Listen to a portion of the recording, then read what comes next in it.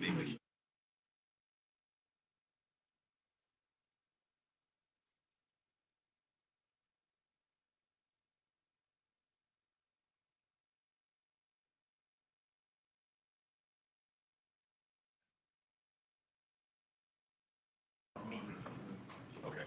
How long is that? That'll be less than 5 minutes. Matt will be 7. Gotcha. Thanks. All right, folks, thanks for being here. We'll open up today's press conference. Dave Biddle, and again, one question each, please. Dave Biddle, 24/7 Sports. Hi, Ryan. The intensity is always, through the roof in a game like this, especially this game. It might be even more intense this year. How much have you talked to your guys about keeping their composure, kind of not being that second guy that gets caught doing something? Yeah, I think that's important. You have to play with emotion. You can't let emotion play with you.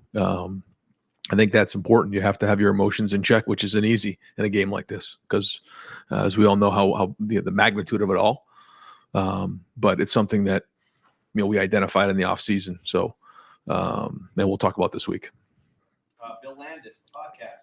Ryan, the way your run game has evolved this year just looks much better now over the last month than it did earlier. What was the process like of kind of landing on the things that work best for you, and just generally, how do you feel about where you're at right now? Yeah, gonna keep getting tested, but I feel like we've made some progress in different areas. I think certainly Trey coming back has made a big impact on that, but everybody is involved with it, and it's balance. But I think identifying each week what's worked for us and what hasn't, and fixing those things just over time, getting better. And I think the infusion of Trey has certainly helped. Tony Girdman, Buckeye Huddle. Ryan, given some of the backstory with J.J. McCarthy and Kyle McCord and the recruitment that went on there, how do you keep Kyle from trying to prove you right in this game? Well, I think there's a lot going on here. And I think what we've done all season is in preparation for this game, the way that we've prepared, the way we've evaluated each game, the way we've talked about each game, our focus in the offseason, our focus in the preseason, and our focus during the season. So, like I told the guys on Sunday, we've been preparing for this moment all year. And so now we just need to continue on the routines that we've been on and, be the best team we've been all season, but at the same time focusing on those things. And it'll be the same for Kyle. Pat Murphy, 24/7 Sports. Right. When do you think you really grasp the magnitude of this game? I know you can hear about it from the outside, and maybe even the first couple of times you experience it, it's a big game. But when did you really understand what this game means to Ohio State? I think every year you just learn more and more. I guess this will be my 6th time in the game. So, you learn quickly when you're here, but each year, you learn more, and it has more of a significant impact on you as a person. And I think all of our guys, when they come here, whether it's a coach or a player, they're here for one reason, to win that game. And so, and I guess, every year that you're here, you learn about that more and more. But, my youngest daughter doesn't know any other place other than Ohio. So, this world means the world to me and my family. Stephen Means, Cleveland.com. One McCord thing, but when you guys are recruiting quarterbacks, you're looking at multiple people when you're evaluating that.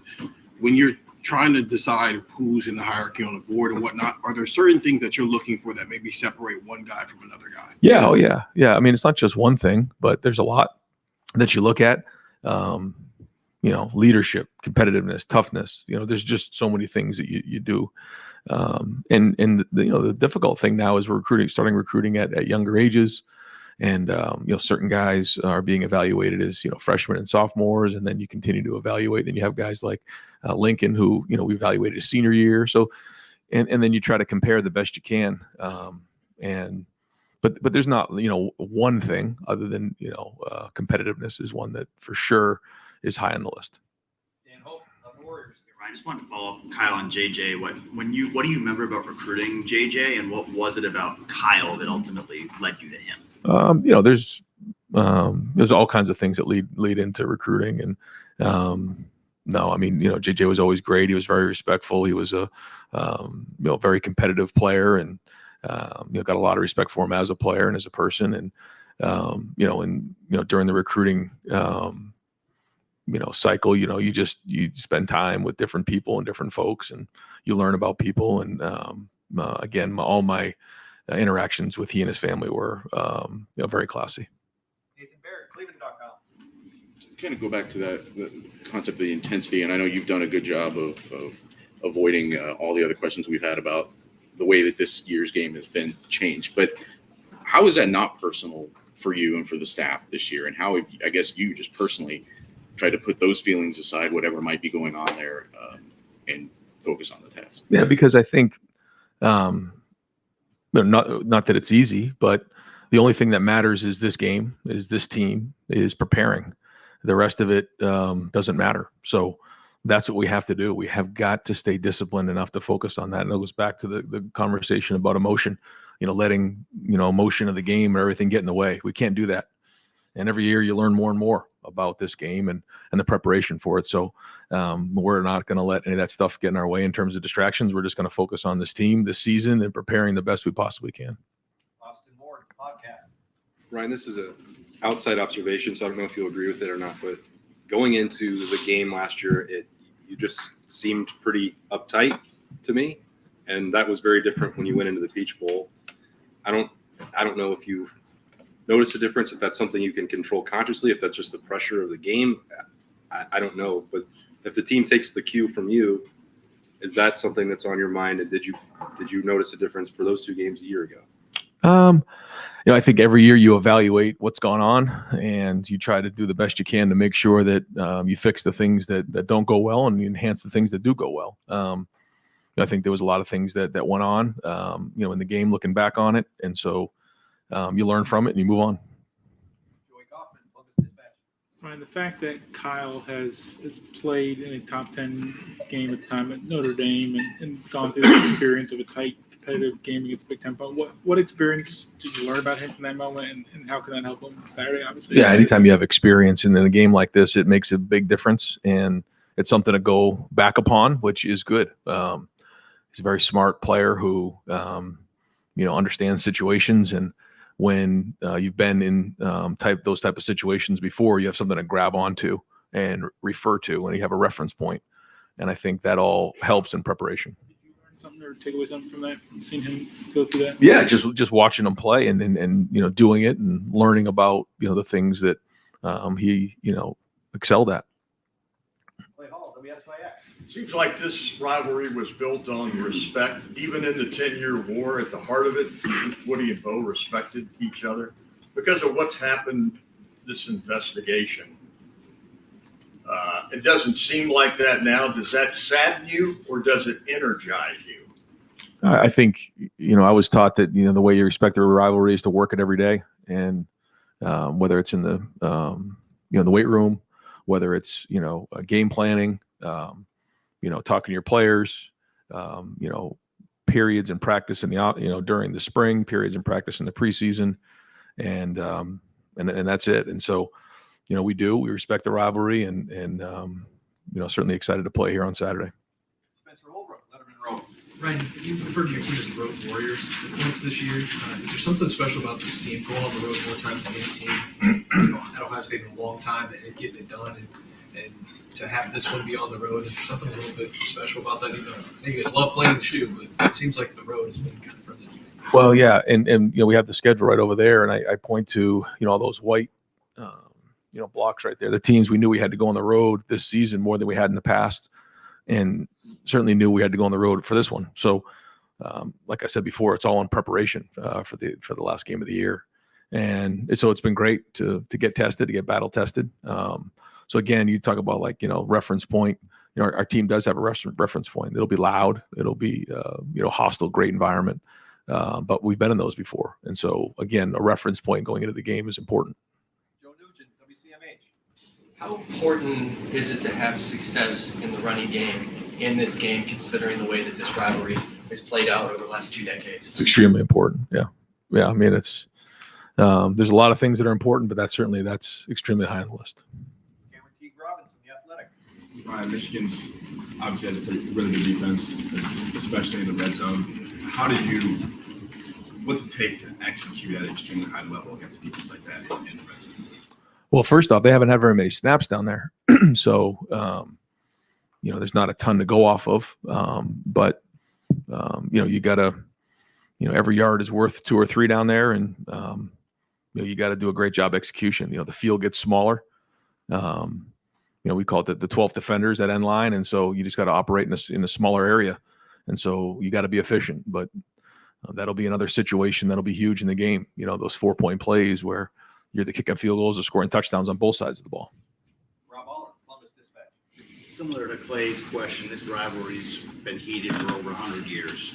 It's very intense, but there's always been respect among players or between players, it seems like. Does that hold true for coaches? Do you respect Jim Harbaugh and his staff, or what's the feel there? Yeah, I think, with everything going on and the things, that are out there, we just kind of stayed away from all the distractions we have, and just focused on our team. And I think our guys have done a good job of it. I think, when you talk to our guys, I've talked to them a couple of times about, what's gone on this season and going into the game. But, they're focused on this game. They're focused on this season. They're focused on their preparation. And we're just going to continue on that. Coach, you give them a game plan, you work all week. On game day, how important is it, though, for them to go out there, play loose, play fast? What's the mission? Yeah, that's it. It's our job to give them a good plan, let them go play. And then they can go out there and, compete at the highest level. And that's what you want as a coach. So, we got to have a good scheme. We got to do a great job with that. But at the same time, we got to allow them to go play. And that's what it comes down to in big games. And it's going to be 4 quarters. It's going to be a battle. And, the good news is, again, this is something we've been preparing for all year. Adam King, WBNS. Your emotion on the sideline, and we've seen it every now and then. We saw it at Georgia. We saw it after the Notre Dame game. How do you pick and choose those spots? And how much do you think your emotional, state kind of impacts the team getting them hyped up? Yeah, I think you have to know your team. You have to know what's going on each week. Sometimes it just pours out. Other times, you feel like you got to give your guys a little something. But you also want consistency. But the guys in the locker room know how competitive we all are and how competitive I am. But like you said, you have to keep your emotions in check, and that's going to be starting from the head down. It's got to start from me.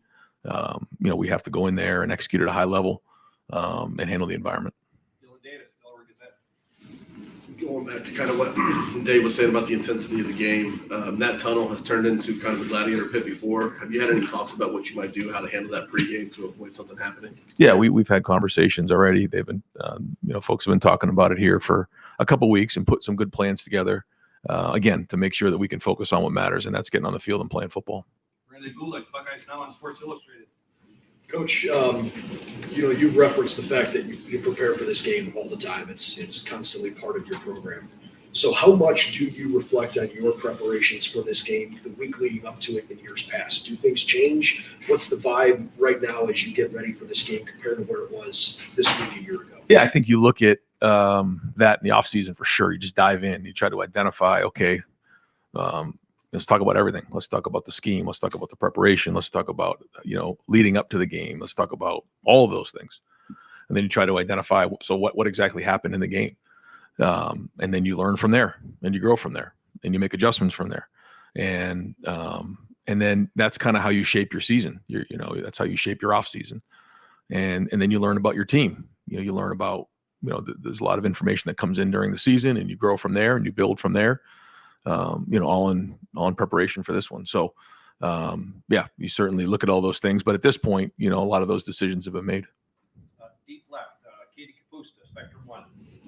Ryan, with so much changing next year, this game might not have as much on the line. I guess, what do you relish about an opportunity like this, and what will you miss about something like this type of game? Yeah, I don't know if that'll be the case. I'm sure there'll always be just as much on the line when these two teams play. And, certainly it'll be different, but, I don't think it'll change anything just on the format. It's always going to be this way. And, the format certainly will change next year, but I don't think the rivalry will ever be anything less than it is right now. Andy Andrews, 11 Warriors. Yeah, just this feels like the ultimate test for the offensive line in terms of the progression they've made over the course of the season. Just where's your confidence level at with that group right now, and what are you seeing from them in preparation? Yeah, you're seeing improvement every week. You're seeing a group that works together. You're seeing progressions, individually and as a unit. And so, they're going to do a great job today of getting out there on a Tuesday practice and working at their craft and preparing to go play at a high level and then go compete for 4 quarters. But like you said, week in and week out, we come in, we talk about the progress in different areas. I think you've seen it in that area. So, I think their confidence is as high as it's been all season. Far left, Jeff Gilbert, Press Pros. Coach, defense, how excited, your emotions, expectations after the last 2 seasons against Michigan are you to see that defense be on the field Saturday? Yeah, no, it's, again, same thing, just adjustments needed to be made, not just this year, the year before as well. And so, here we are, got to go put it on the field. But again, I think you're going to see a confident group going out there. Andy Baxter, 11 in a row. Right, I know you mentioned the reference points that Kyle has, but what about his development from the start of this whole thing, the quarterback competition, to now? Gives you confidence that he's the guy instead. Yeah, no, you see him executing plays, you see it in practice, and then it carries over to the field, and that's what you want. Now, ultimately, we got to take care of the football, win a game. That's the bottom line here. And the good news is he's got a great group around him, and he's been in these environments before. So a lot of things in his favor going into the game, but now he's got to go put it on the field. Columbus Dispatch. You guys have only been in a couple of really tight games. Michigan's been in one, really. How much of this game is a mystery to you? And that usually through 11 games, you have a pretty good feel of who you are, who they are. It's probably a little different. How much unknown is there in your mind? I feel like we've been tested at different times this year, with the growth of the quarterback. We've been in, games at halftime where we were winning. We've been, in games where, it's been close. We've been in games where we've been losing. So we've had to win games in the fourth quarter. We've had games where we've, pulled away from teams. So, I think we've learned a lot about this team. I think they're, again, a more mature and veteran team than in the past. Many of these guys have played in this game before. So, I feel like I have a good feel for who we are and who our identity is. Doug Maurice, Kings of the North. You've always talked about needing to play your best football in November. Obviously, that applies even more to this game. And you've been talking about you have to learn from the past, right? But to get your guys to play their best game, like mentally and emotionally, right? That's what you can control. You play your best game on Saturday. What do you have to do as a coach and a staff to really do that? How much do coaches and coaching staffs influence that, or is it kind of up to the guys to do that? And how do you think in your time here, have you guys played your best games against Michigan on this final Saturday in November, or do you feel like maybe you haven't at times? I think you look at the routine. I think that's something you grab onto in big weeks. That's why you set routines. That's why we talk to our team about routines. And that's, in big games, that's what you grab onto to make sure you stay on that routine, and it's a productive process to make sure you're covering everything you need to cover in terms of preparation. And again, we've had, great opportunities to take a look and see how things have gone down, why they've gone down, and regroup every season and try to identify the things that we got to improve at. So, it's been, this has been a great group to build with. They're a great group to coach, and, we're going to have another great week of practice right now. And I can't wait to see these guys play on Saturday. Ryan, for all the success you guys have had here since you've been here since 2017, starting on the offensive coordinator and taking over in 2019, there's only a handful of guys that were on that 2019 team that have beat this team. The tenor of the entire rivalry has changed in the last couple of years. You get the COVID year, which maybe threw a giant wrench in the thing. How different is this week feel for you now than it did when you started here? And do you think that it was a change that has been necessary for the guys in the building? I don't know. I think it's a good question, but we take every year as it is and go from there. But there's guys with scars, and I'm one of them, and And so it just drives you every day to work harder and to make sure you do everything you possibly can to win the game. And final questions, Tim May Show. You say questions or questions? Ryan, obviously everybody knows 2 versus 3 undefeated collision. The ramifications of this game are enormous. The result, but how much? I keep going, Tim. Yeah, exactly. I'm trying to twist it. But how much freedom comes with knowing you're going into a game where really all that matters is the W, the win? Does it? You know, you've been in some of the many Sure. of these. You know, what does it kind of change about you? You know? Well, no, yeah, we say in those matchup games, it could come down to one play, and we have to play those games that way. We've been in a couple of those this season. We talk about those games. Not that any game is any different, but you know, it could come down to one play, and you got to be on your game, and you got to win the situations. Thanks, man. Yep. Can you have any kind of injury update? Anything? I don't right now. Yeah, no. Okay, Thank you thanks, very guys. much. Thank you, Ryan. Mike, walk you guys through Coach Knowles.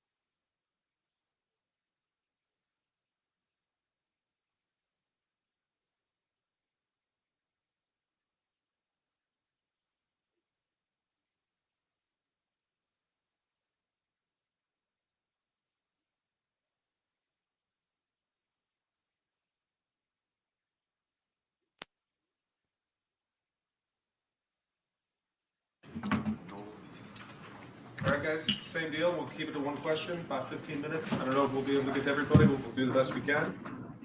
We'll start with Austin here in the front. Jim, you've talked and we've asked a lot about the adjustments that you've made and the changes you've tried to make when you looked at the end of last season. Is it difficult now as you go into this game to think, well, is there any part of you that's maybe I made good calls and some other factors were at play that kept those from working?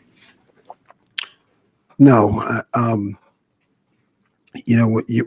we have to be focused on what's happening right now, the things that are in our control, and,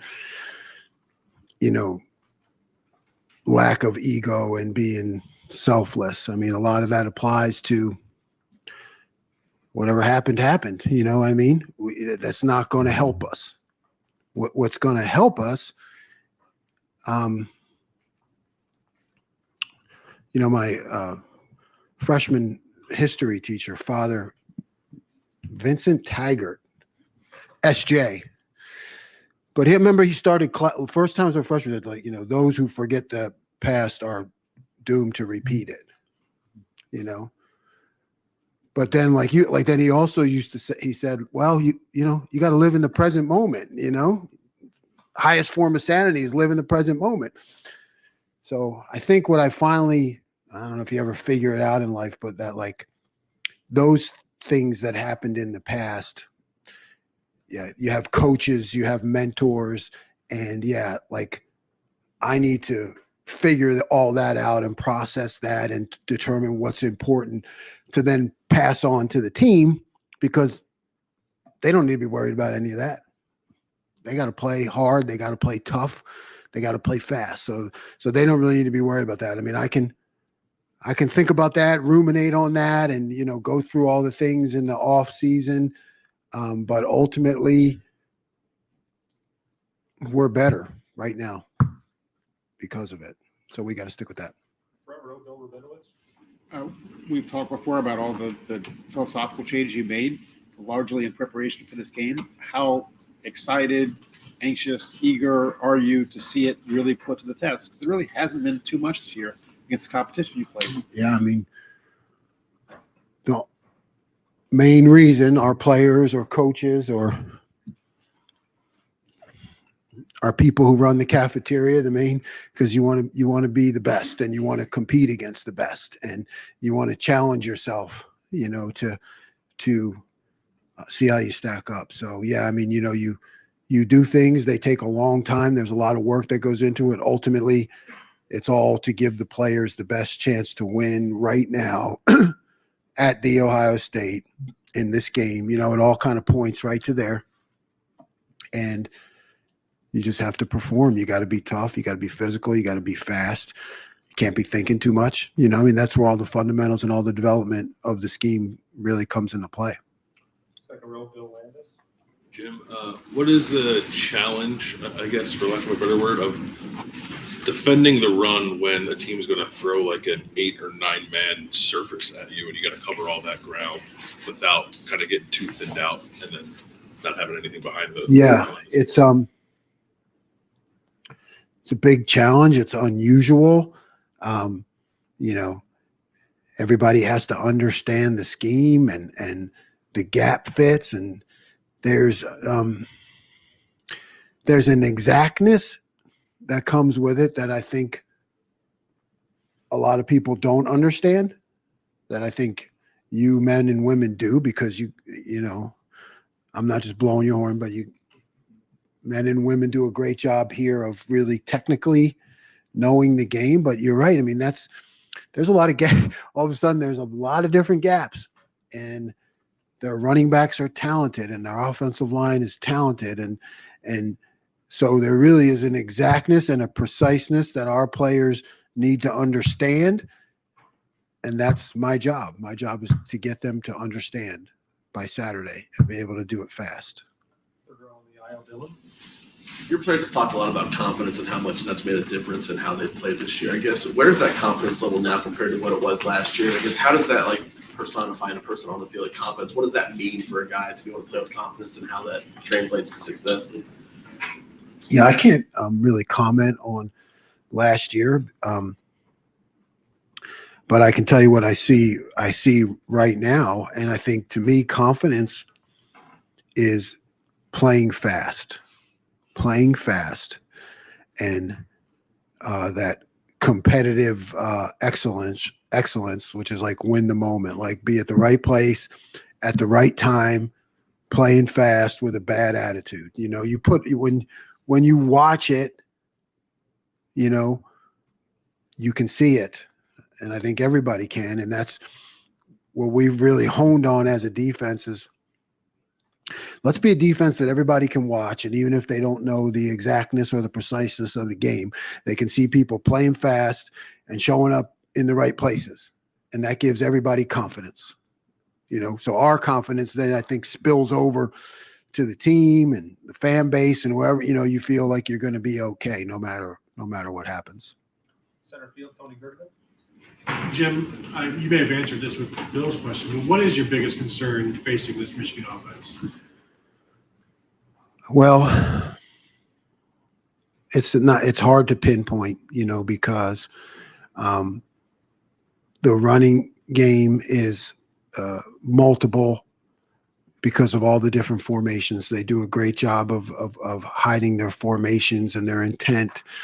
And the offensive line is as good as we faced, and the backs are really good. So I think when you look in the history of this game, it starts there. You know, you have to do that. So then I think the balance becomes, okay, how do you prevent the explosive plays on the back end with not overcommitting to this and leaving yourself exposed here? So that's the real balancing act. Mike Hall said yesterday that he's going to be ready for the game. Your defensive tackle's been playing really well. If Mike is able to play, what would that do for you guys? Mike's a great player. He plays with great energy and great enthusiasm. I think he lifts everybody up around him. And yes, I've been saying it all year. So he helps us, not just using up blocks, because I'm saying all year our defensive tackles have actually been making tackles. And when you have defensive tackles that make tackles, it helps the whole defense. Third row center, Dan Hope.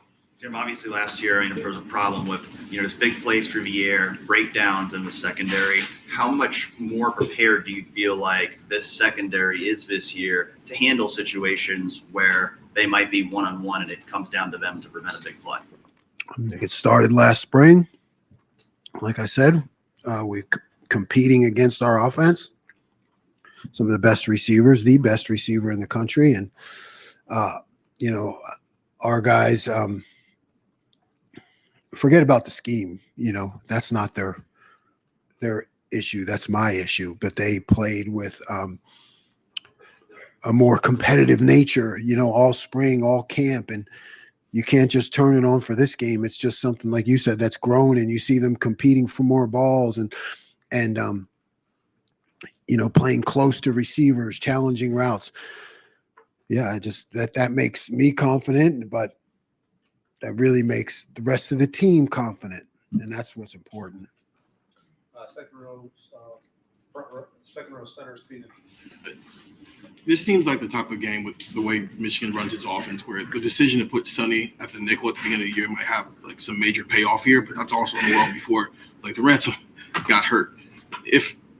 Assuming Lathan can't play on Saturday, how does this opponent make you have to think about how you're going to use Sonny? I guess for Absolutely. I mean, you have to. Yeah, we would love to have Lathan. That certainly allows us to do different things with Sonny. And without that, we still have to do different things with Sonny, but you can be less focused. Yeah, Sonny has got to be spread around in different locations, because we think he can make a lot of plays. Fourth row middle, Patrick Murphy. Jim, at what point did you really feel like you started to grasp this rivalry? I know you hear about it all year leading up to last year. Was it after the game? I mean, when did it really click for you what this meant outside of just a rivalry game? Yeah, I think when you live through it and you feel the disappointment and you take that personally, not personally like you get angry, but personally like you don't want to let anybody down. You know, you don't want to let the fans down. Most importantly, you don't want to let our players down. So you see how they feel, you know, and you just want to do better. Far left, Joe Nugent, WCNH. What stands out about Michigan's commitment to running the game, running the ball, and 32 straight carries against Penn State? What do you see there? I mean, that just shows me they have great confidence in their running game. They have great confidence in their defense, right? I mean, a team that's willing to do that is willing to play the long game, the 4-quarter game, and trust their defense and their offensive line and running backs. And you know, that shows me that we better be ready to slug it out for 4+ quarters or whatever it takes. Last week against Minnesota and a lot of 12 personnel looks, you were putting Jihad at strong safety bandit and bringing Sonny back up. I guess that makes sense on paper when you look at this maybe relative size. It also means taking Jordan off the field, who's been playing so well. I guess what do you feel like is the positive trade-off there? Yeah, I mean, how much Jordan has been playing well, and that's, you know, and Jordan has shown the ability to, you know, make that decision in the running game and go attack. But, you know, it's just a question, how much do you really want him to do that? You know, Jordan is a skilled athlete. Not that our other guys aren't, but I mean, you know, he's not that big of a guy. So, you know, he's more than willing and capable, but you just have to balance how much do you want to do that? Just like I said, just like how do you balance a quarterback, right? Is he a runner or he's a thrower? And then, you know, you don't want to run him too much because he gets beat, you know, get beat up, and then he's got to be a thrower. You know, to me, that's the same thing you have with a nickel who's coming from corner. You know what I mean? More of a nickel corner rather than a nickel Sam, which Sonny is, you know, so, you know, you have to balance it. X factor, JJ McCaffrey's legs. I think he's a 4.4 40 guy. What can you do about that? I mean, do you expect him to see him run a little more? I mean, he hasn't run a lot, but in this game, maybe that's a wrinkle. Yeah, I expect him. He's a really good runner. You know, he ran some against us last year, and he runs from time to time when they need it. He's a competitor, so you just have to always be you have to always be ready for it, and you have to understand the types of runs that he likes, the types of scrambles he likes, and you know, he's a really good player. So you better be aware of his ability to throw as well as run. Right behind him, Cameron T. Robbins. Jim, you guys have only given up one play over 40 yards to play against Burgers. That was obviously a topic of conversation all season. At what point this year did you feel like, okay, we kind of have this down? It seemed like obviously you go week to week, you don't know until you kind of do it over and over. Yeah, I never feel like we have it down ever. It's a constant pursuit to defend explosive plays, and look at the one that got us. What was that? That fake sneak thing? Man, hats off to them. What a great play, you know. But you just don't. You never know where they're going to come from. So you better be on high alert. It better be something that's a priority. It has shown to be a real factor in this game. When you study statistics, it's been a real factor. So we can never stop talking about it, defending it, practicing it. Over down the front row here, Joey Kaufman. Jim, back in the spring, some of your DBs talking about giving up explosive plays, talked about if they would give up one in practice, they would run. And I'm sure there's a lot that goes into not giving up explosive plays from scheme and stuff, but just that mentality that they had to sort of push themselves to do better in that area from just simple active conditioning. Does that have any effect, you think, their mindset coming into this year in that area? I think after physical training, right, from Coach Mick, that like gives our guys a ticket to get into the dance. Coach Mick gets them there, and Coach Day with the way we train. But after that, it's mindset. It really is mindset. So you have to, if it's important to you and you've demonstrated that this has an effect on winning, this has an effect on your career, they see it, it's on their mind. So whether they run or do push-ups or whatever, there's something that's a reminder to them that, hey, this is really important. And this is a primary focus for our defense and for you as a player. That's just it. It is a mindset. Okay, time for two more. Doug? I'm going to ask another version of the question I've gotten 6 times because it's talked about so much. What has the journey been like for you as a coach when you have a game like the Michigan game last year where you give up some explosive passing plays? It becomes a priority for you that passes on to the players. You guys talk about it. You execute it. It's constant. And now here you are again with an opportunity, right? What is the 365-day journey? It feels like you and your defense are just very connected in this pursuit of we're going to focus on this and not let that happen again. What's that like as a coach?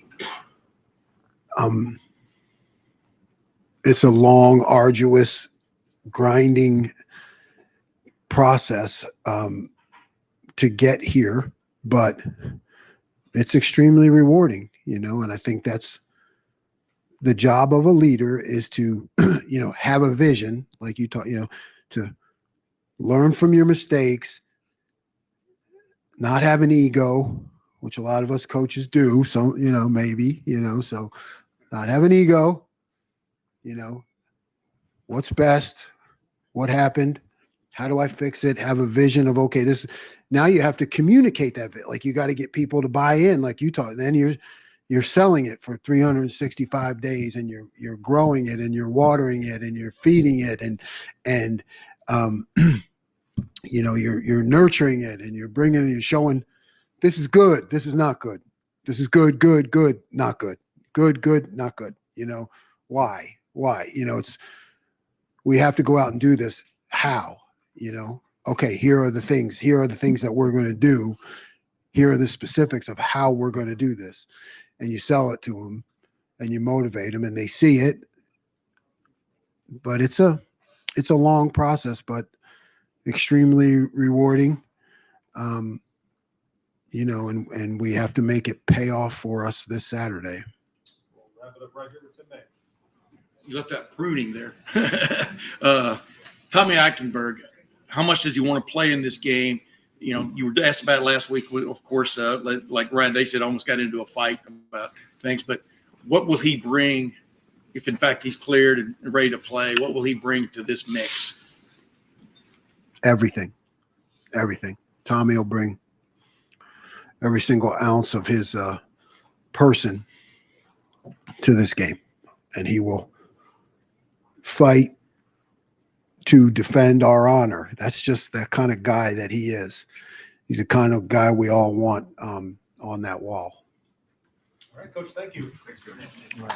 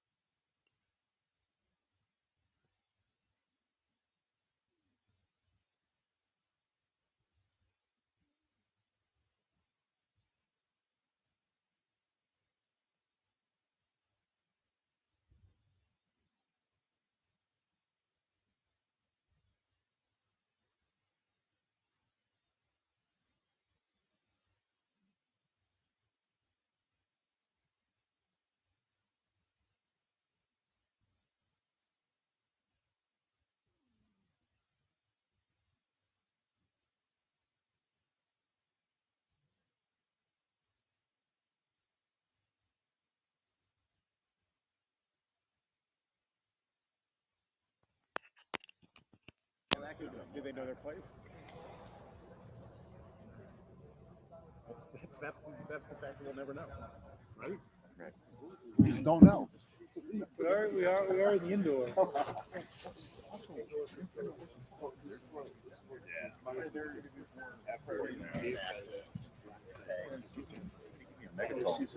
You never saw something. No, it's like kind of just like whoever's ready. So like whoever's ready first. Oh wow, this is they're at the flow of games of that magnitude. They don't want any Iowa five probably. Yeah, that's what it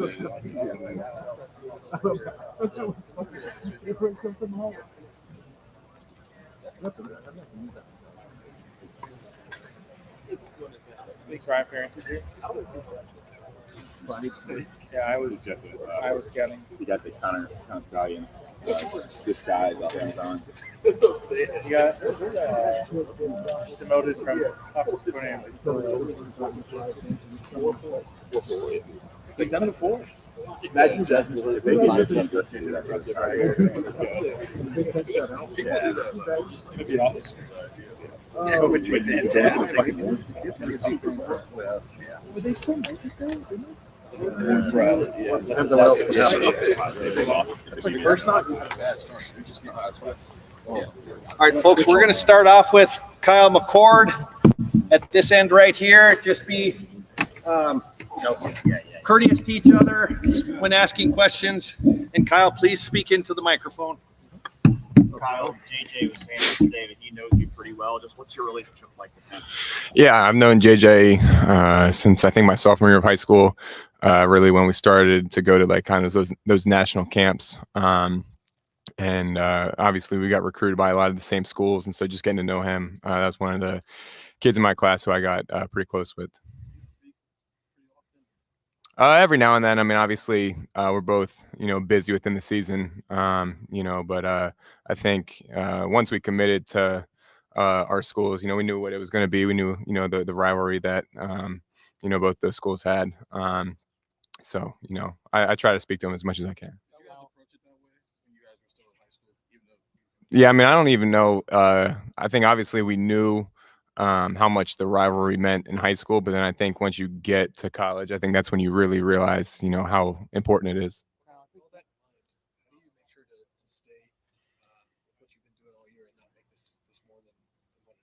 Yeah, I mean, at the end of the day, on Saturday at noon, we're going to put the ball down. It's going to be football, and obviously there's a lot of attention around the game, and rightfully so.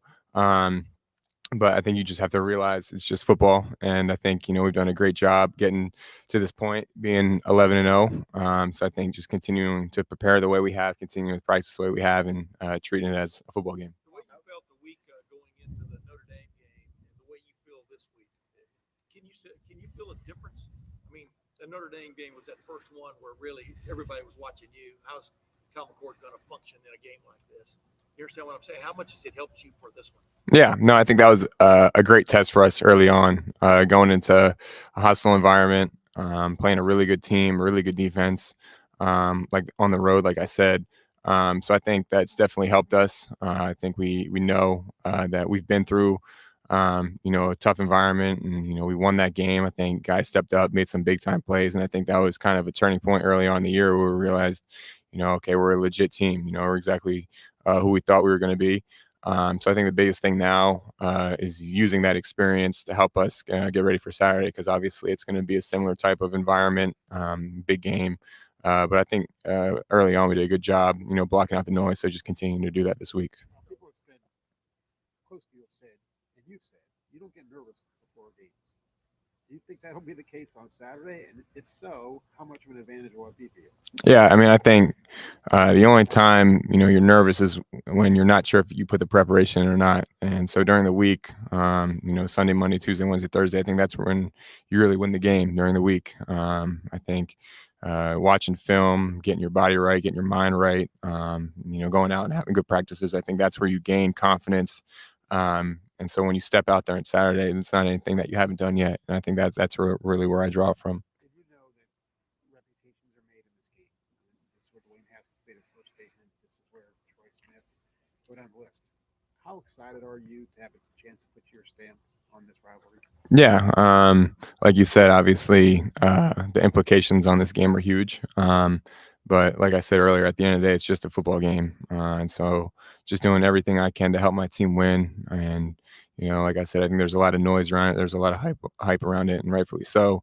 But I think the biggest thing is just focusing in on what's important, and that's watching the film, doing the small things during the week, focusing on the details to give yourself the best chance to go out there and succeed. What's your first memory? What's your first memory of this rivalry game watching as a kid? Probably the double overtime game when Curtis Samuel scored. I think that was double overtime, maybe or triple. I'm not sure, but I remember watching that. I think I was in 7th or 8th grade at the time, and just the magnitude around that game was huge. And I remember just the back and forth game, and then to kind of have it end the way it did with Curtis Samuel scoring like that, I was like, wow, that's a crazy rivalry. So that was kind of my first impression on the game. From your perspective, what's been the most important development for the offensive line? Yeah, I mean, I think offensive line is one of the few positions in football where it takes all 5 guys to be on the same page, and I think they've done a good job. I think early on, especially in fall camp, we're switching guys in and out. Guys were competing for jobs, and then once everything kind of settled into place, I think they did a good job of kind of meshing together. And I think early on, especially early on the season, I don't think everybody was always on the same page. And I think that's to be expected, but especially kind of this last stretch, I think they've done a good job of communicating well, playing together, preparing during the week. And I think as a result, their play has risen. One of the ways you've improved, or one of the parts of your development is trusting people around you as much as trusting yourself. I assume that applies to the offensive line a little bit. What's your level of confidence now? How does it feel different on the field now than maybe it did in the first 3 weeks of the season? Yeah, I think the biggest thing is just the more reps you can get with the guys, and you kind of know what to expect. And whether that's making identification calls or making protection calls, whatever it is, just all being on the same page and having trust in them. And I think they've done a great job. I think especially I think Carson's done a great job with it, being one of the younger guys, and the center doing a really good job with that. And I think the guys around him who have more experience, like Donnie and Matt, kind of lifting him up. And I wouldn't say being like a bigger brother to him, but I think in some ways, Matt Jones especially has done that. And when a guy has that much experience, has been playing for that long, to have a guy like that play next to you, I think has helped Carson a lot. Defense is obviously really good. What are maybe 1 or 2 things that are most impressive about the defense and the challenges that you're going to have? Yeah, I mean, obviously, super talented across the board. Obviously, coached really well, and I think they play really hard too. I think that when you turn the film, I think that jumps off.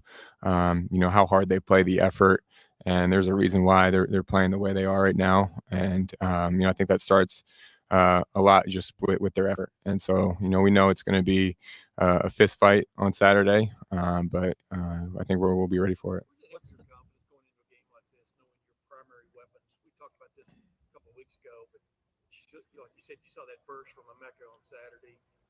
But knowing all of your weapons that y'all had going into the year are going to be available to you, what does this just do from an offensive confidence standpoint? Yeah, like you said, I think that's a huge boost of confidence. You put all those reps in the off season, in the summer and fall camp, and when you lose a few of those pieces, you can kind of tell a little bit. And I think the guys have stepped up and done a great job. But to have all those guys back healthy and ready to go, and I think I said this on Saturday, that was the best I think Emeka's looked since he's been back. You can just tell he has a different kind of swagger to him now. Just the way he's playing, he looks fast, he looks explosive. And obviously Trey, who missed some time during the season, him being back and looking the way he does. I mean, it's just, like you said, it's a huge boost of confidence.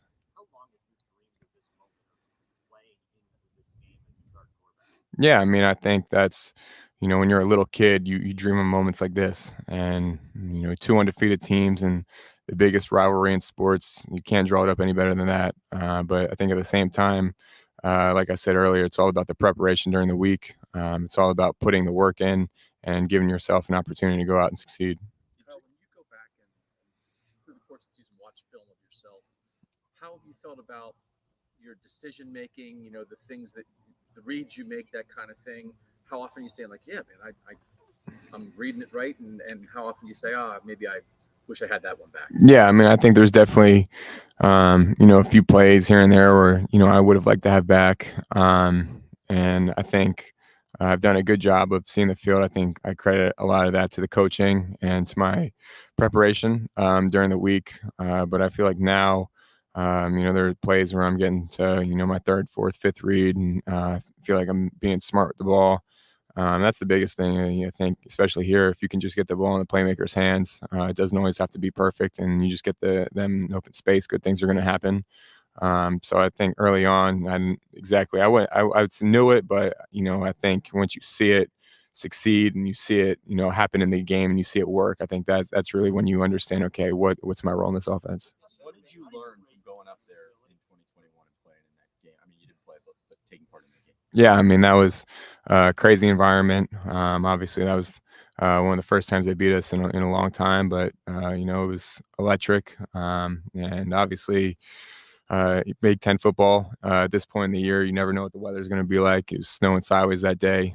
So it's going to be a challenge for sure. How do you rate your running ability? CJ used to always say he wasn't brought here to be a runner, but he could do it Mhm. in the Georgia game. Where do you stand on that? If you have to do it, is there a confidence there? Yeah, I mean, I think similar to CJ, it's just whatever the game presents. And sometimes, there aren't times to run. And I think, you just need to do your job and distribute the ball. And then I think there are other times, and I think there's been points in the year, like the Wisconsin game, there was a third down where they kind of dropped down, played coverage, and, they gave me an opportunity to scramble for a first down. So I think it's just what the game presents, kind of the flow of the game, what they're trying to do, what we have called. And, I think kind of similar to CJ, if the opportunity presents itself, I'll be ready. This rivalry has been heated for a long time. The players have always respected each other. Is that hard to say that you respect Michigan guys, or does it come naturally, or do you? No, yeah, I respect them. I mean, it's hard to stand up here and say I don't respect a team who's 11-0, who's done some really good things in the past few years, and they're a really good team.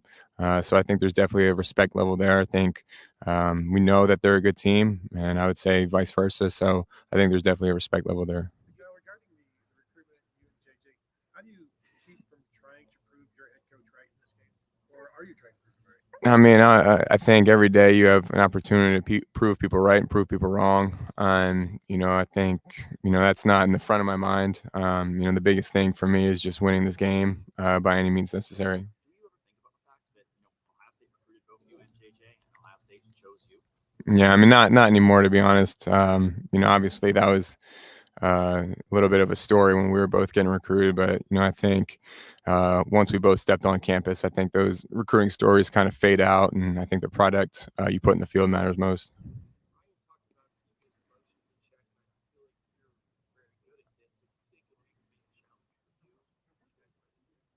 Yeah, I mean, I think obviously a big game, a big moment for all of us. But like I said earlier, at the end of the day, it's just football. And, there's a lot of attention, a lot of outside noise on this game. But at the end of the day, it's going to be 11-on-11. And I think the guys have done a good job understanding that and preparing as such. This game is always huge. It'll always be huge. But this is the last for everything. I mean, next year you got a playoff. You're not going to have divisions. If it were next year, this year, you'd be playing them next week too. Yeah. Does that add to the excitement of this game, knowing that this is the last that's coming? Yeah. I don't even know if I've thought of it like that. But that is kind of crazy you say that. I think just the tradition that this game has had throughout the years, the amount of great players that have played in this game throughout the years, the back and forth games throughout the years. I think there's a reason why this is the best rivalry in sports, and just to be able to play in it, and it's special. It's an honor, and so obviously, with everything on the line, there's a lot riding on it. But like I said, just every day preparing your mind, your body, and your soul to go out there on Saturday. Yeah, no, I mean that's crazy. I think that's just kind of the world of college football now. With everything going on, it's twists and turns, but that would be wild.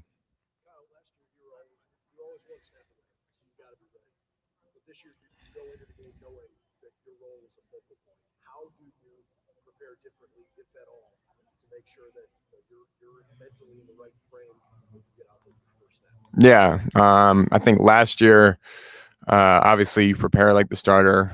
You prepare like you're going to play when in the back of your mind, you know, you're probably not. But I think this year, knowing that you'll be out there, knowing that you'll have an opportunity to make some plays, you know, I think it's exciting. And I don't know if it's extra motivation, but that's kind of been the way I've been preparing all year, is knowing that that I have an opportunity to play. And I think especially with this game, you know, I think that's the case as well. And so it's exciting. It's an honor. So, like you said, I think the preparation during the week is going to be key. Appreciate it.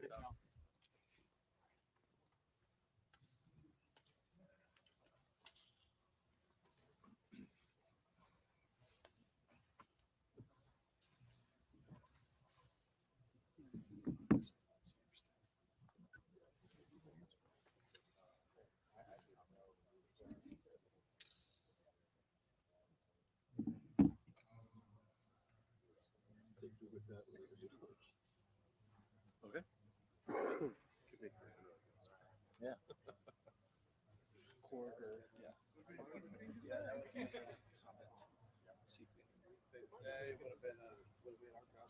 Motivate.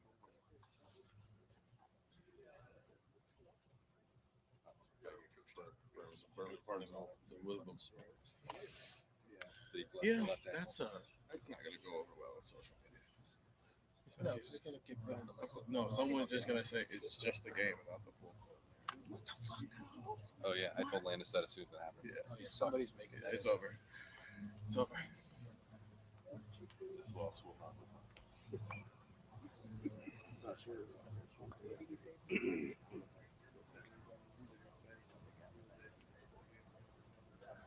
Yeah, that is. I agree.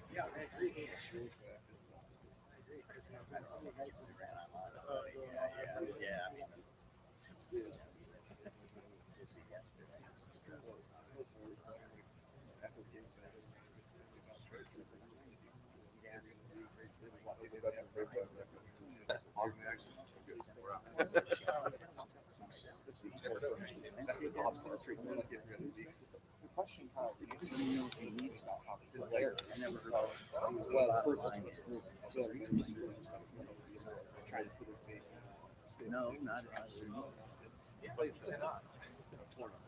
Not 2 minutes.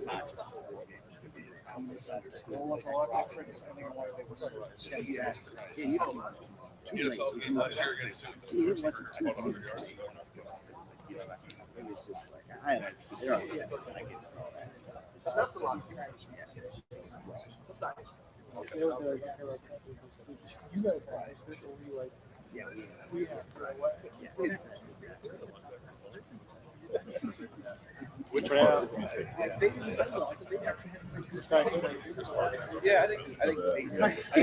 was.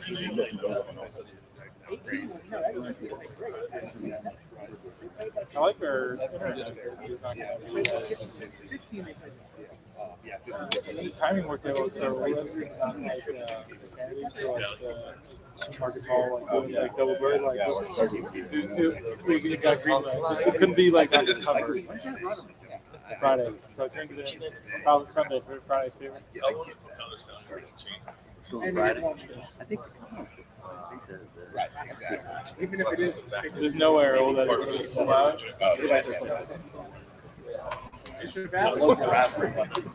the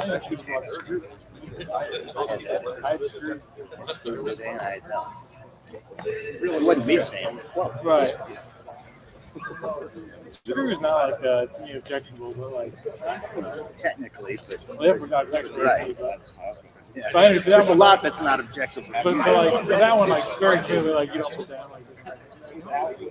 Without it being, I would say without it being this David.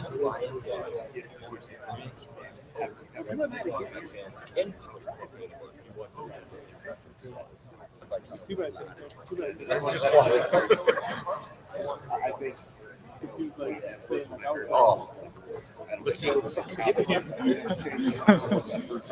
Hey Ryan, is there a Ryan,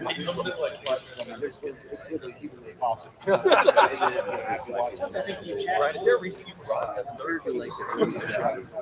I was wondering, A lot of like, hate there. you're like the hate meter for this one. It'd be up there. I just think Woody. I'm gonna bring one person into it.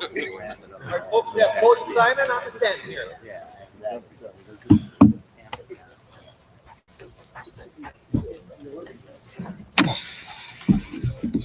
Would you have prepared yourself to see 7-8 offensive linemen on surface yet this week? Yeah. We're getting ready for that stuff right now, and it kind of helped to play Minnesota a little bit earlier with, they have bigger players on their team, so definitely something we're looking at and getting ready for. How do you prepare for that? Because at this point in the season, probably not hitting as much in practice. You have one game to prepare for it, and then kind of just gets thrown at you in the biggest game of the year. What is that? How do you even prepare for that? It's really about preparation and getting your body and your mind right. Obviously it's going to be a physical and a fight kind of plays and with a lot of linemen in there, but it's getting your body, mind, and soul right and getting ready to go and sacrifice all you got. Cody, you went through senior day on Saturday. Have you made a decision on what you're doing after the season yet? No, I didn't. I felt like it was 4 years, and I wanted to run on senior day, and I felt like it was the right decision. Fourth year guy. I mean, you're still chasing your first win in this rivalry. Just how much extra hunger does that give you? Going into this, but you're still looking for your first one. Yeah, it's everything. We need to try new things and find ways to give more effort, give more preparation. Be a better teammate. Do something to get yourself over that hump. And it's tough, and it's not an easy feeling to have. But that's what we're working on every day right now. What gives you confidence that this defense is more prepared for this game than it was a year ago? I trust in my coaches. We watch a lot of film. We watch a lot of little details that can help us get an edge, and I trust it in their vision and their mentalities that we can get it done. I remember watching the summer, you had a workout with Mickey, and you were screaming at the guys, "This is not good enough." We had Michigan at the end of the year, and you were, of course, but you were even in whatever that was, June or July, talking about this game. Now that it's here, how ready are you guys? Man, everything we've done this entire year has been for this game, and so we couldn't be more ready for it. And our coaches have done a great job of allowing us to kind of like slowly build to this moment. But it's the reason you come here. There's nothing else really to it other than to win this game. And getting Tommy back, assuming he does, how big is that going to be? He's such a big leader, whether he's on the field or off the field. So. We're just so thankful that we can have a leader like that on our team and get ready for this game. What's it been like not getting to play the last couple of weeks? What has he been like to be around? It's the same Tommy. He's always ready to get in, even if they don't let him. So I just appreciate that. I think that's the kind of person he is, and it rubs off on the rest of the linebacker unit and the defense as a whole. Did you notice? Do you think it was hard for him to have to sit? Oh yeah, it was. Yeah, I mean we know how he thinks, and he would probably do anything to play in that game, and but I think he understood the bigger moment, and we're so thankful to have someone like that with that mentality on our team, because if it was up to him, he would play no matter what. How much did that game last year, second half especially, how much did it impact Coach Knowles from your vantage point? What did you see? You know what I mean? Yeah. How it affected him. It's tough as his first year last year with us, and he's just getting to know really the rivalry and being a part of it. And I think as it's gone on and as he's been here for a lot longer, that he's understanding how much every little detail matters. And not saying he wasn't before, but he was. Now it's so much more magnified of how much more focus and how much more every little detail matters more. Do you feel, not knocking last year's plan, but do you feel good at this point about the plan y'all have for Saturday? You understand what I'm saying? That maybe took into account what went wrong last year. Yeah, and we're still putting stuff in right now. We're nothing's set in stone until the foot hits the ball, but we're 100%. We know what we need to do, and I full trust in my coaches to put together something that will be right for our team, and we'll just see how it progresses this week and get ready for Saturday. Everybody talks about how this is a 365-day year rivalry. You're constantly talking about, thinking about much film do you watch on Michigan before this week when you're actually prepping for this team? So during the season is a little different because you're preparing for your opponent, but in the offseason we'll have periods where we'll watch their just getting ready for what they do, and we watched a little bit of last year. Before this week, I wouldn't say it's too much because we're just trying to get ready, but our coaches have definitely always had an eye on them, and now this week it's especially with our Thanksgiving, we have so much more time to be able to do stuff without school. So I've already started with just getting as much film as I can in early front loading the week, so at the end of the week I can really focus on the little stuff, and it certainly helps with no school. So. How many times have you watched those 5 big plays that they had last year? I mean, I don't know them by heart. I mean, does it sicken you? What do you think when you see those plays? Yeah, I just think those are areas we can do better, and we've all probably seen those plays a million times now. So, it hurts when you watch it, but it's all about the little details. All those big plays happen because a small little detail that it's really all fundamentals. So we have to get back to making sure we are fundamentally sound at every position. You've played across from all season. How have you seen the offensive line grow in terms of physicality, in terms of chemistry, to face the challenge they're going to get on Saturday? Oh yeah, definitely. We see it all the time in practice. We go against them all the time, and I think those are our best reps where we can go against our offense and all the big movements and confusion that they cause for all the defenses across the Big Ten. But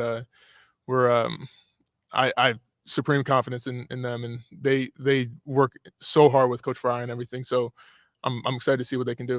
What stands out about Michigan's tight ends? You might have to defend Michigan's tight ends and play action and stuff like that. What stands out about those guys? Oh, they're good athletes. They work well in space, and our focus is to limit their impact as much as possible and as much as everybody else in their offense. So, they're good players, and we want to be able to limit anything they can do that can hurt us. The linebackers, what did you guys learn from facing the Notre Dame tight ends that maybe you can carry into what you guys are going to see? Yeah, you got to be physical, and you got to be able to dictate what you want to do, and have an answer for everything that they're trying to confuse you with. And especially from that game though, to just be as physical as possible. How would you describe what J.J. McCarthy brings to the party, brings to that offense? If you were explaining him to somebody else. Yeah, no, he's really creative, and he can make something out of nothing. So, our goal is to just contain him as much as possible, and not allow him to make as crazy plays as he makes. He's a good player, so we just have to do our best and contain him. Cody, you talk about looked offensively like they looked this time a year ago coming into this game. I mean, the last couple of games have been interesting to watch them offensively. Obviously, they ran the ball 32 times, never threw it in the second half against Penn State. What does that just tell you about where they are offensively coming into this one? Yeah, I mean, we're not really focusing too much on what they did last year, but last couple of weeks. I mean, we just know it's always the going to come down to the rushing attack and being as physical as possible at the point of attack. And they set a standard to run the ball, and so it's going to be up to us to be able to stand up to that and to defend the run as well as possible. Has the way they run their offense the last 2 weeks without having their head coach on the sideline look different at all? Does it look like the same stuff? How does it kind of compare when he's there versus not there when you watch film? Well, it's definitely an interesting situation for them, and I haven't really got into talking about any of that what's going on, but I think they run the ball. They try to run the ball the same way and try to be physically imposing, and so they're good up front. So it really doesn't make a difference what I think what their coaches is just finding the right plays to defend each run and just being physical. Cody, you talk about winning games on defense. How do you balance being aggressive but not overly aggressive against a team like this? Yeah, no, that comes down to probably Coach Knowles. He's all knowing with his defenses, but there are definitely ebbs and flows of the game and not getting out of control with what we play, and I think Coach Knowles has a great handle, and I trust him completely on what he decides to do with the defense. But even like defending the run, contain versus trying to make a TFL, like how do you balance that in game? Oh yeah, it's really, I mean, gap integrity is huge. Just being able to stay in your gap and not allowing any big holes. And their running backs are good. They hit holes hard, and they they are patient in time. So I think for us just to be as gap integrity and gap sound as possible. You said you feel like you guys are as prepared as you can be for this game. Can you relate it at all to last year, like where you guys were mentally and emotionally a year ago coming into this game to where you are now? Is there anything that feels different? Do you feel, I don't know, same kind of thing? Yeah, I mean, we want to kind of focus on it as this year as itself. You know, our every year is different, and so for us, it's really just how we prepared throughout this entire year, including the off season and everything. So, you know, our emotions are definitely high, and we want to, you know, we want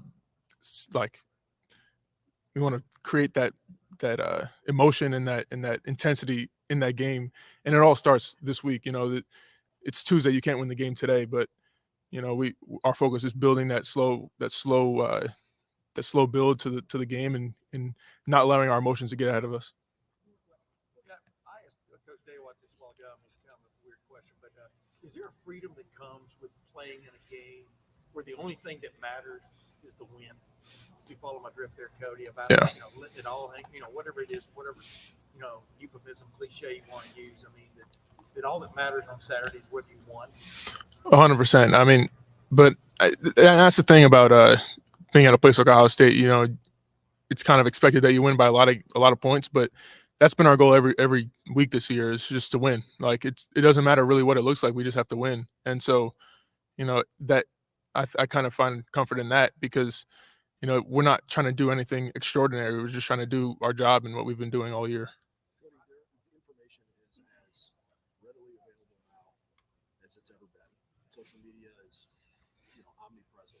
How hard is it to tune out all of the other stuff that's going on with this rivalry? It's definitely not easy, even. But I think it's, you know, especially the age of the players on our teams now, we're all good with our phones and everything. But you know, when it comes to me, I just try to, you know, if I see something, I scroll past it or just don't even focus on it, because I know what really matters is what we talk about here in the Woody, and whatever anything else I see out there just doesn't mean much to me. So I know what the truth is here, and I'm just getting ready for the game. Thank you. Appreciate it, guys.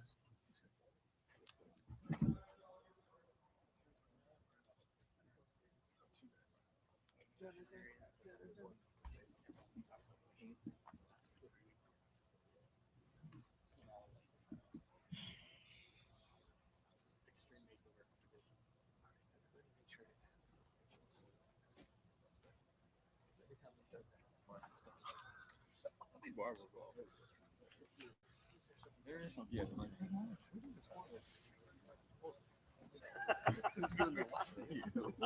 We'll see.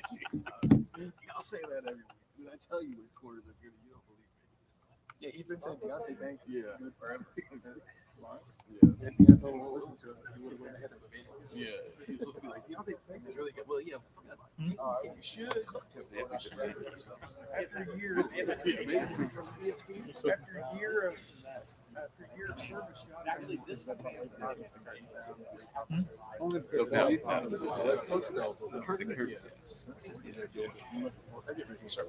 Yeah.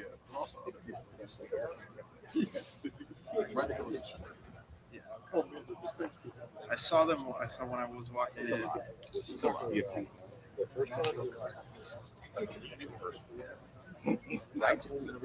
All the playbooks. I'm in. One of them asked me a couple of weeks ago, how come college football coaches need to have a police escort? This is about to be the action. College football fan.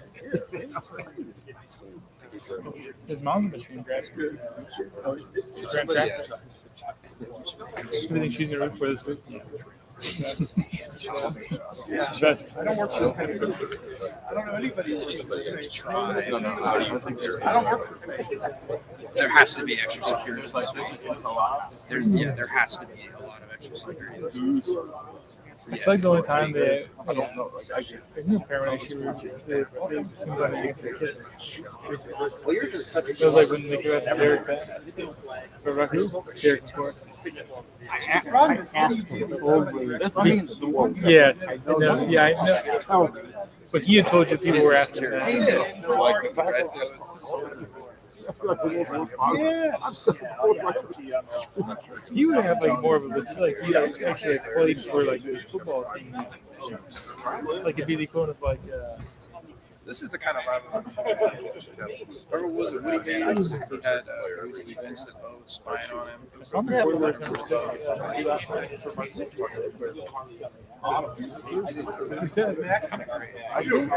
which is like hilarious today because it's like undistinguished NFL. Oh, it's never. But he's a Jets fan. Sanchez, he does TV now. Great quotes. He works for Fox. He does like NFL colors. This rivalry will never be both ever. Neither one of them answered. Said no. He's a coach. He was never. He's always been a little like sanitized. Yeah, it had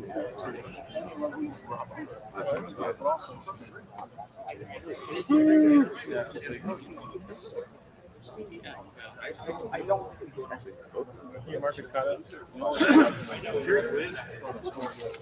This you have to for his number.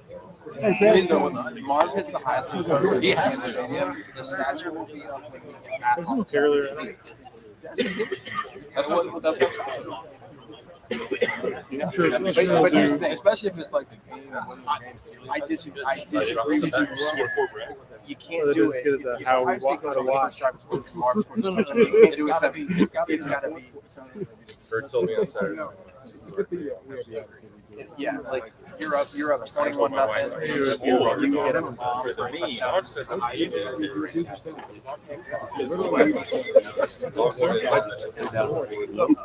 Video came out well.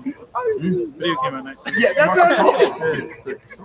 what's the nice looking fun to have pairing. Warriors, somebody gave it the article plus. Yeah. Really good on the stuff. It's nice. You guys want to do it? Yeah. 21-3. 8 minutes, man. I mean, it's not like you're eating more like you pickle. Those are like green. What did you say? Rapid reaction. Rapid reaction. Yeah, it's not what they taste like with the food. That's Right. This man is it's not. I wouldn't call it a podcast. Isn't it more of a video? Videos. Yeah, everybody. Video cast. Yeah. I keep seeing people do podcasts now and they put them on YouTube. And like you watch it on YouTube and you can watch it or in your Apple iTunes stuff. Which we've never done. I'll show you. But I wasn't a fan. I see people sometimes like post clips on Twitter.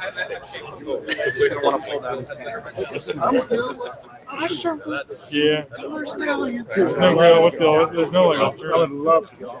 I basically have. I don't. I lost my connection to the Spanish Twitter account. He doesn't have a bomb with it anymore. I don't have the password. Who does that? Well, it used to be Michelle. Yeah, it's like this. Where it's like you can do a podcast, but then it's also like. Yeah, and that's yeah, I'm sure. Yeah. Then we could double dip. Maybe some career on the off season. Well, because that way it seems like you're killing two birds with one stone. Yeah, that's kind of what I'm thinking. Might as well maximize your content.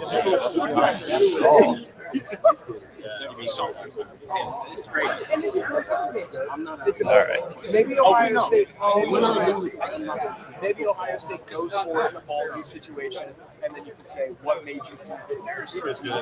That you can frame into a question. Like this is going to be Brian.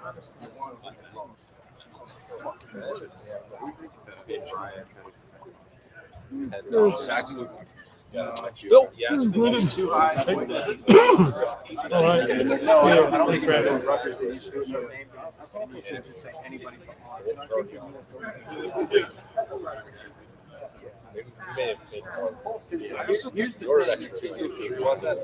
Here's the thing. Rutgers doesn't have they don't have two dudes like Dying, like what I did. Bender Morse is perfect, and Cam Hart. But Cam Hart, yeah, Cam Hart's. I think what you do, I don't think it's smart. You put your number 2 on one, and then you have the safety. And that's what Notre Dame did. They had Cam Hart and the safety over top, and then they put Morris in.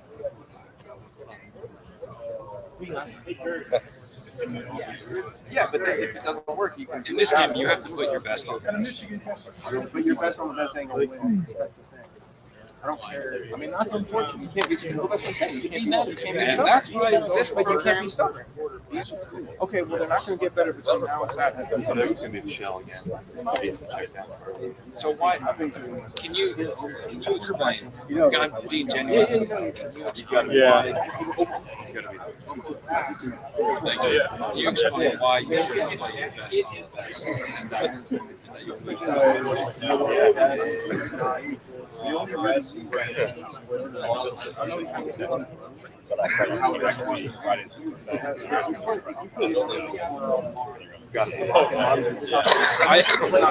never allowed me to finish my call when I said the best on the best. Tough year for you. I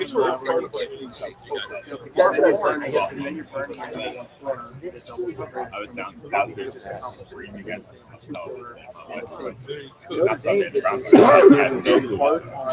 Hard on Mars, and then safety over the top, and then on third down, big time. Still has a safety over the top. So like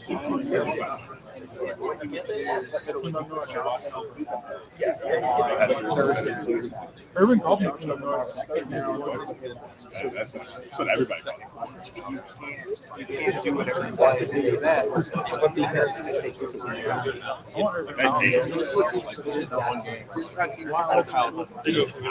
Yeah, exactly.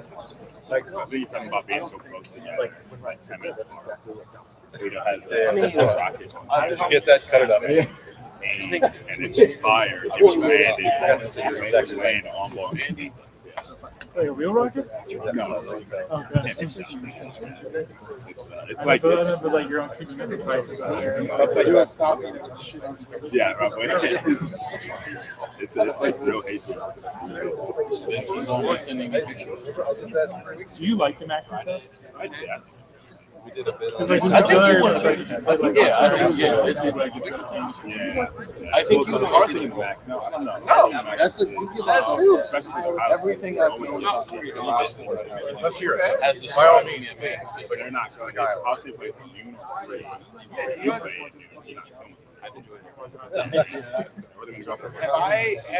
in all seriousness, that's the hard thing.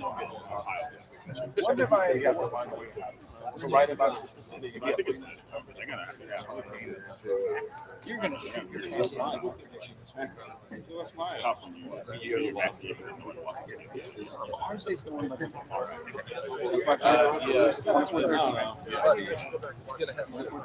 Ohio State's on that.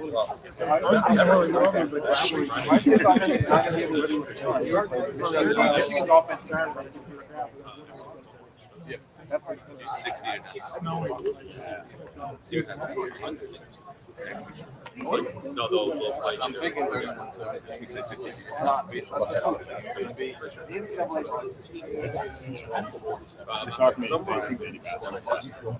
I hope Ryan. Do you know what would happen if Ryan Day holds on what he is and it goes for 2? If they're up, I don't think it's going to touch them. You don't think that's not that? That's like so. That's how you do it. That's how you do it. Let's say it's like 6 minutes left.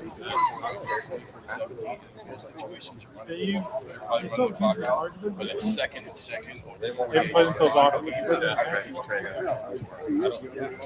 Because then, from a football perspective, it still makes sense that you just get Lipscomb.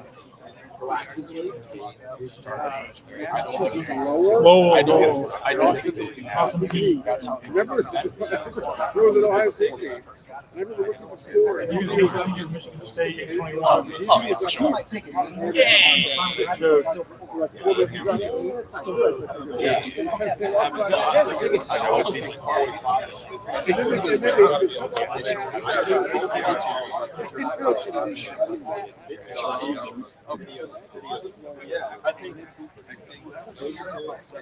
I have a hard time getting like the big dog that Drew is playing like it doesn't matter the school. Big games. well, that's right. It's like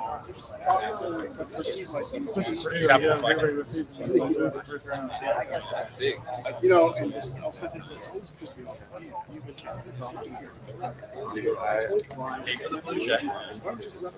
Without all age difference. He just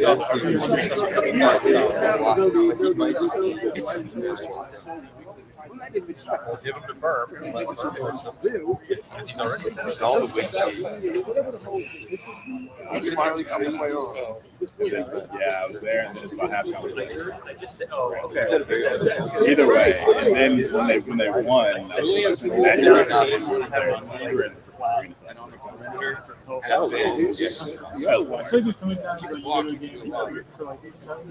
yeah, exactly. Maybe.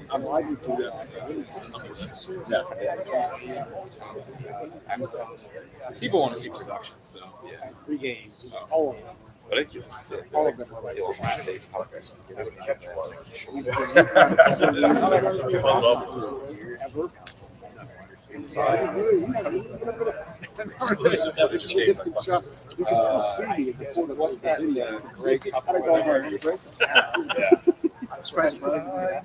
that's why I had slow. When I'm getting a single Ohio player today, who's like from the state of Ohio. That's amazing.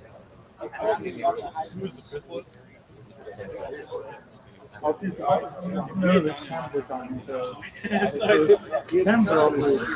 I'm gonna get their photos. I didn't have photo there. Tommy, You will get it. I will see. But I still thought this might be the week if you bring it out.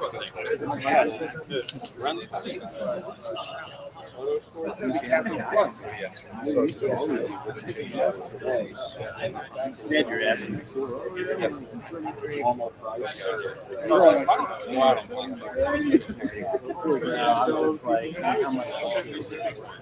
think it's just like, I don't know if you ever really cares like this. Shocked. Yeah. You know, the guy doing special K's.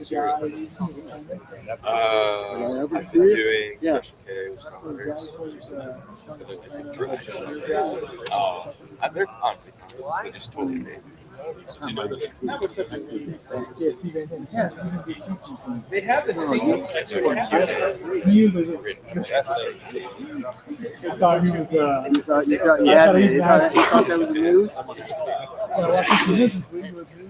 It's not. Tell us what the cheese Yeah, Miami Steve. He goes back. Actually, I didn't know. Was like pretty fast. Which I've worked with him in the past. We did this for past.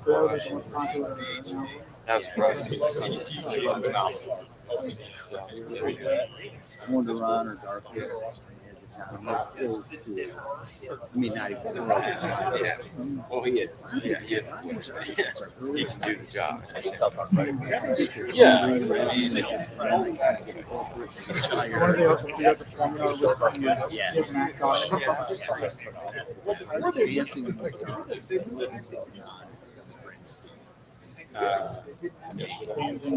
Yeah. Yeah. Steve Van Zandt. Little Steve. He goes by many. When he was with the band, it was Miami South. Then he went to Little Steve and it's a solo guy. And he does products, which I don't think I ever saw. I didn't hear about him. I knew he was on. Open where he was like,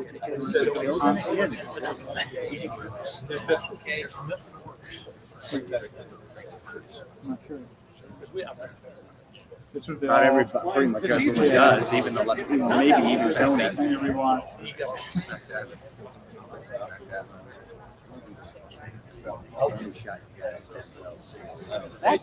I wonder if he went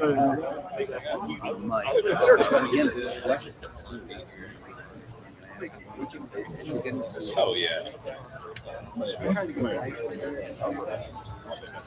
Oh yeah. Tomorrow we have Well, you gotta. Mike. I don't think so. I don't think so. I wanted to ask Knowles, I think ask him Knowles, but I don't think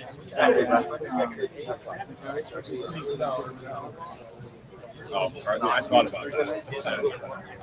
What are you doing? He's been hurt too. Yeah, he's hurt. He's being underplayed a little bit. Hurt. And against the blitz, he's not very good. But like, I don't like having our boss. Like I have no idea. It doesn't affect the guy. I don't think it helps. Well, It does not help the game. I don't In see. no way it helps I don't you. see how like it helps you at all. Well, I think when it gets.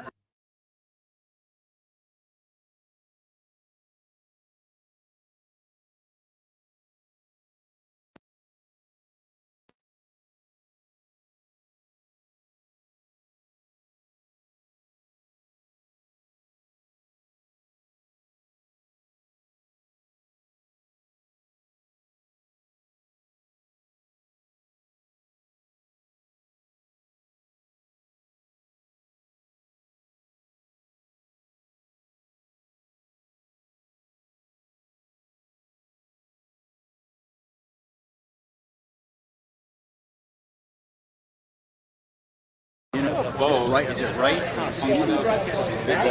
Wilson. That's going to be interesting because it reminds me of Yeah, it's like good to head injury. He talked after the game. He was looking fine. It's a 5-day rule.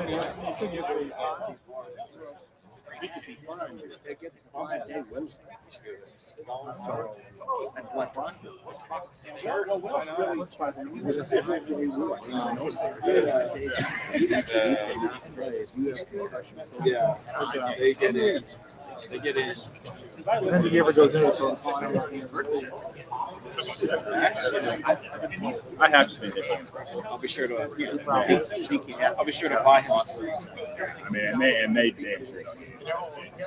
Right. So, I mean, he knows left tackle. I guess he's going to be back. I think the thing is like most of these coaches are going to be like everybody. No matter if He's such a perfect lawyer. I think more. I think he's scoring. I thought that last couple of years.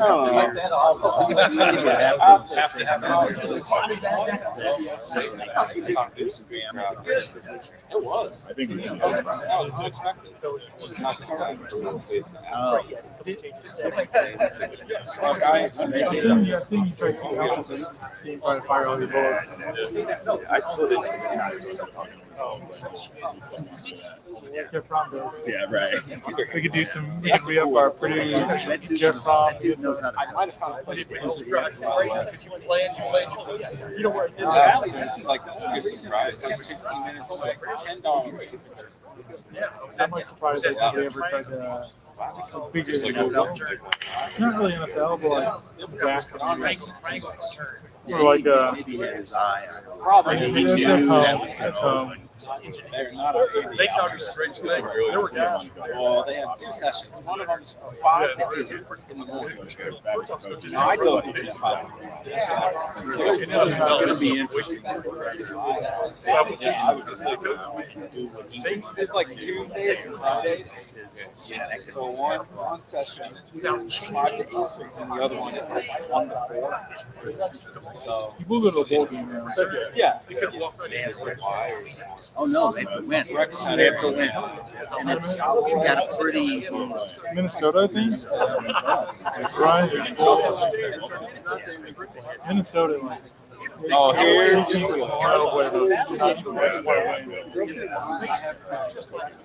think that was like I can't pronounce it. The alligator. when they were playing for the OSU 40. They didn't care.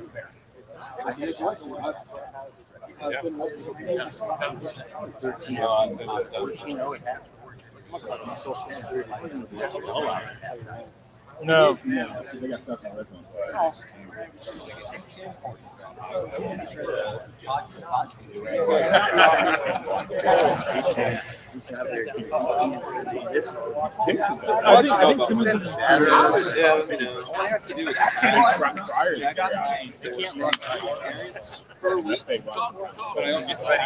wonder if you would be better. Marv is coming. Marv is coming. Who? I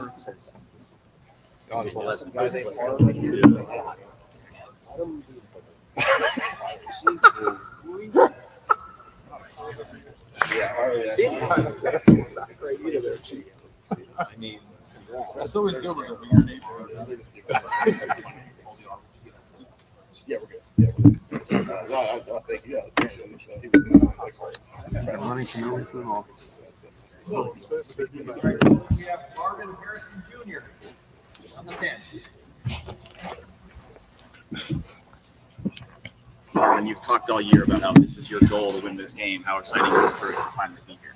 Super exciting, and I think it's exactly how I dreamed of it. Both teams undefeated. I don't know what the rankings are: 2-3, 3-2, 1-3. I don't even know what the rankings are, but it's exactly how I wanted it to be.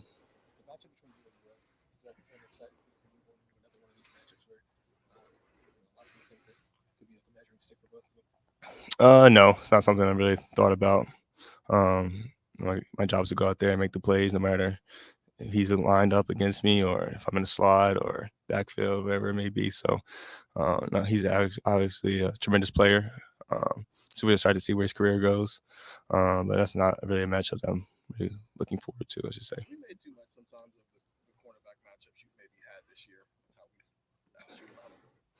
I wouldn't say. I think that's just part of football. I think when you have 2 great players, one's a corner, one's a receiver, you kind of look forward to the matchup sometimes. But I've been around football long enough to know that doesn't really go like that all the times. And I think if you watch football, you understand receivers line up all different places now, and for it to just be a one-on-one kind of game doesn't really happen like that. I think the only time it's really happened to me was Kenan King, Penn State. He actually traveled with me. And I think that's something I definitely respect him a lot for doing, because not a lot of corners do that. So, I wouldn't say you guys made it too big of a deal, but I understand why. So what would age were you when you realized you kind of embraced the moment, these kind of moments that you got up for them, as opposed to being shy or maybe wary of these kind of things? You know what I mean? Anxious? When did you discover that about yourself? I think I always played in the big games. Like, my team was always good. Always made it to the championship, whatever division I was at, little league, middle school, high school. So I think it's just, I've kind of been there so many times now. You just kind of look forward to the moment, and you understand your preparation takes care of everything else. So when you get up on Saturday morning, would it feel like sort of like Christmas? I mean, what Christmas morning? What does it feel like when you get up on? No, Christmas is definitely more exciting, I'd say, as it's less stressful. But I think you kind of embrace the stress that you have waking up on Saturday morning knowing that you're about to go into a heavyweight fight there.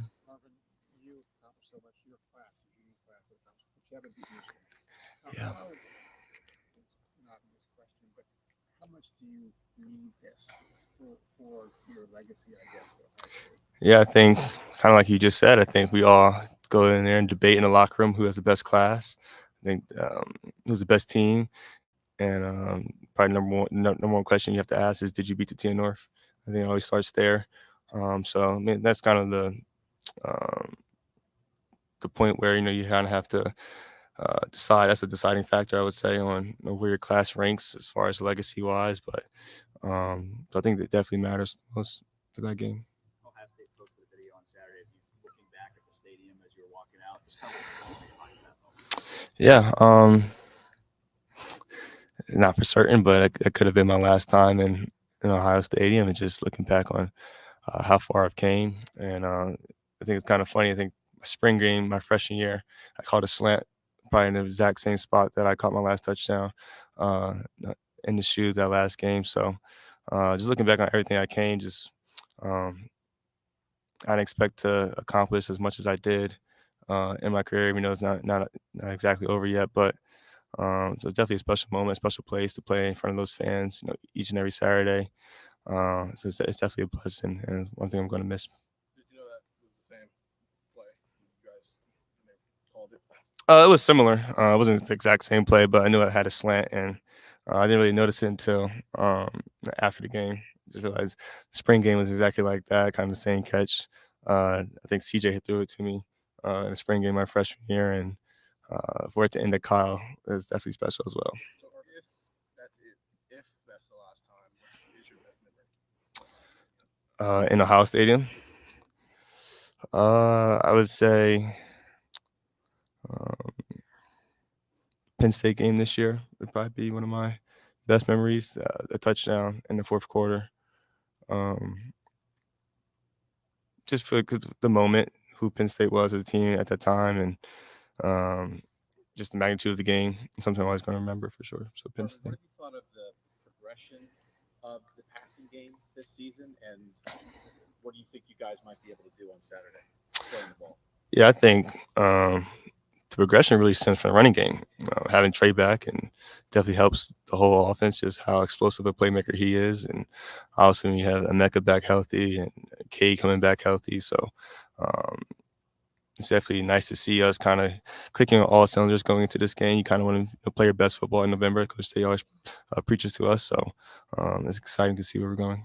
You've known Kyle for a long time. What gives you confidence that he's ready for this? Kind of like what I just said. I've been in a lot of big games, and a lot of those games I played with him.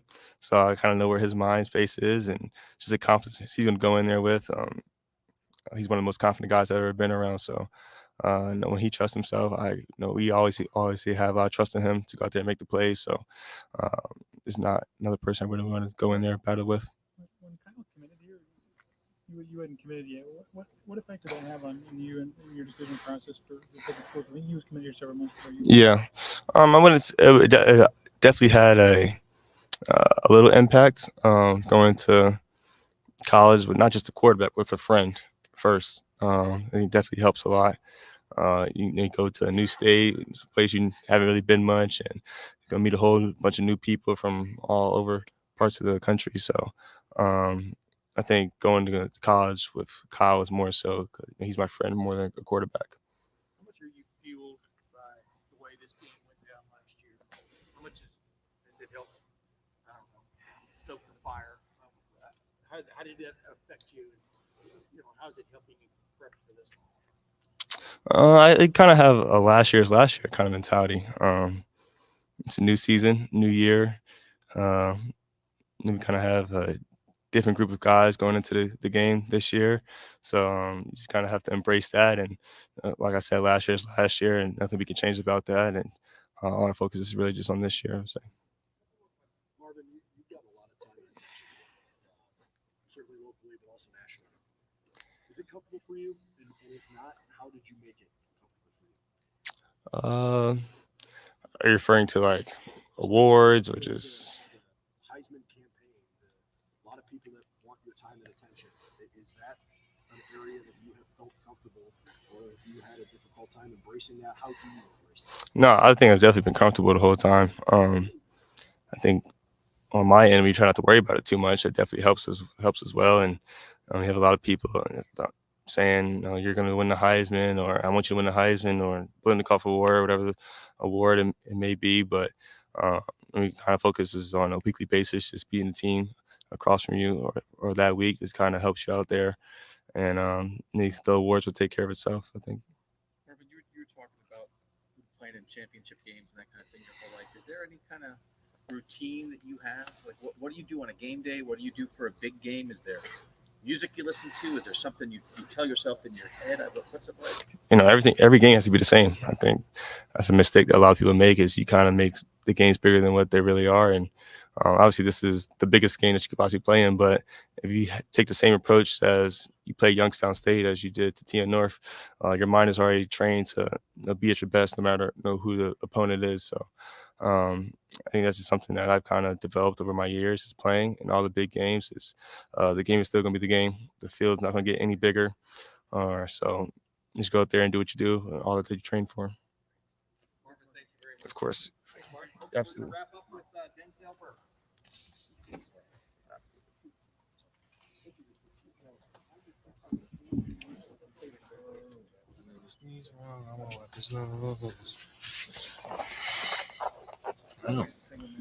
It's a lot of people.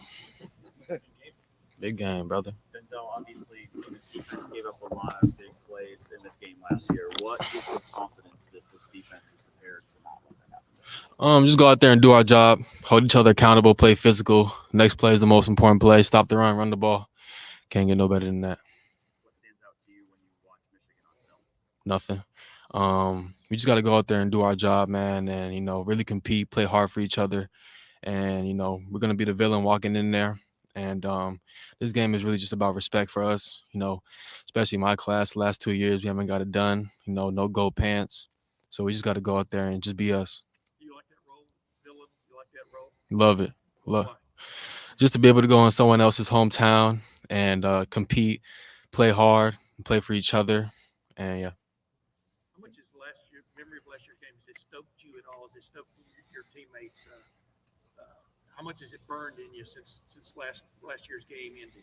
Yeah, it's horrible, man. Because especially when you're at Ohio State, livelihoods are at stake when you got to win this game. It's mandatory.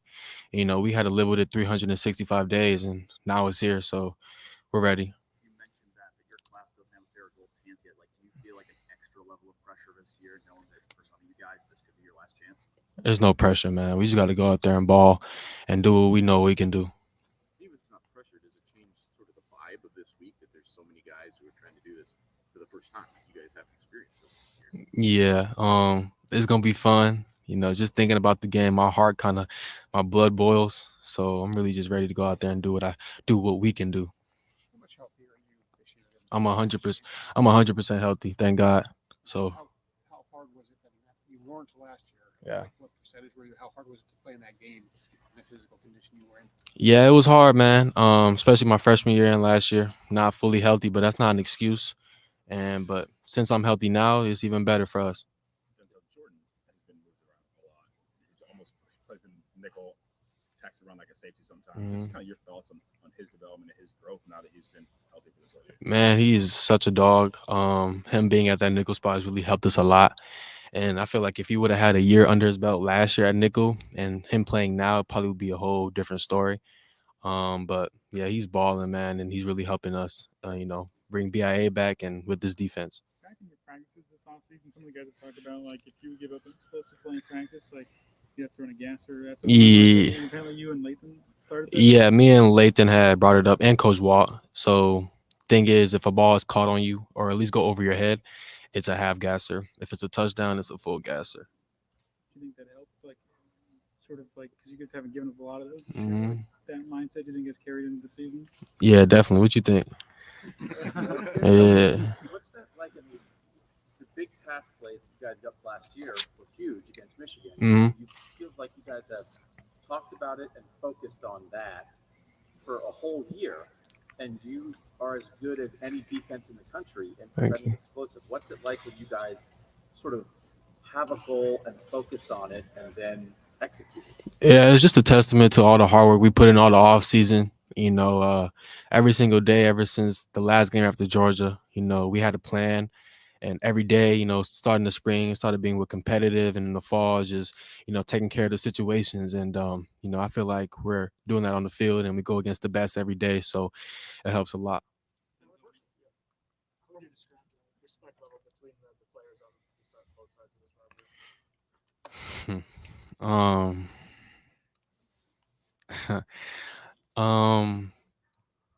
It's respect for them. We didn't get it done the past 2 years, and our job is to go up there and get it done. And so, how do you balance trying to make winning plays on defense and win games on defense without playing too aggressive? Be aggressive but not overly aggressive. Yeah, most important thing for us is have controlled aggression. Don't do nothing that could have a detriment to the team, and play hard for each other and do the right things always. Can you picture what it's going to be like to go into the big house and what's the abuse you guys will receive, and do you feed off that? Is that something that helps? Yeah, it does. It's fun. I remember my freshman year; it was crazy. Coming out the tunnel, it's all racket. It's crazy, and we're looking forward to that. So it should be fun. It's one thing to hear about that, Mhm. because I'm sure people prepared you for it. Mhm. But you're a true freshman, Mhm. 18 years old. You never really played in an environment like that. Mhm. You're from Arizona, so you Mhm. probably never even played in the snow. Mhm. Did anything about that environment catch you off guard? Yeah, it definitely did. Especially as a freshman, coming in as a freshman, I never really knew the importance of that game. And these last 2 years, I've really got a different whole perspective, and we got a different mentality coming into this game. What is that perspective? What is it you've learned about this game that just gets you going? The history, the past couple years, the bad brawls, the respect between coaches, and just doing it for the city of Columbus. It's important here, and we're gonna get it done for it. And especially the position you play. I mean, y'all know this game can swing on any big play. Hmm. What do you like that kind of pressure from the standpoint of knowing every play could be that play? Your job is to stop it. Mhm. How does that just mess with your mind a little bit? I guess. It doesn't really mess with our mind. It just kind of shows that every play is important. This is a game of inches. You never know when that play could be the game changer. So our mentality is to take care of every single play hard, make plays, when your number is called. You seem so locked in. Just can you describe to Ohio State fans who don't live it like the players do? Like, Yeah. where are you emotionally and mentally just right now, thinking about this game? I'm very emotional. I'm trying not to get out of character, but this game means a lot for us, and we're gonna get it done for the state of Ohio. You talked about history. Is there anybody on the staff that kind of fills you guys in? I mean, to you guys, history's 5 years ago, maybe. Mhm. Going back 10, 20 years. Does anybody come in and kind of teach you guys about some of the old school stuff or not? Not really. Just watching the videos online. Seeing the history of everything. Some of the coaches on our staff. They used to play on the team, so they kind of give us a little insight of what it used to be like, and we want to get it back to what it used to be like, and that's dominance. Did you say you're really emotional right now? You're trying not. What's fueling? I'm not just doing it for myself, man. I'm doing it for my teammates. I'm doing it for my head coach. I'm doing it for our coaches. I'm doing it for the state of Ohio, and we don't want to let them down. Denzel, thank you. Mhm. Thanks, Denzel. Yep.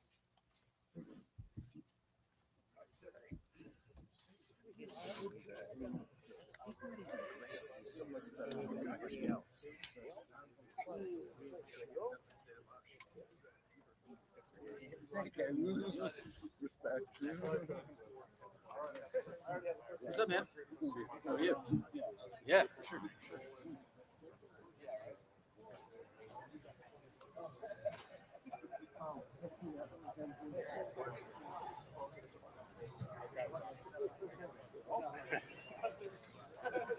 Glad we waited for the last one, I guess.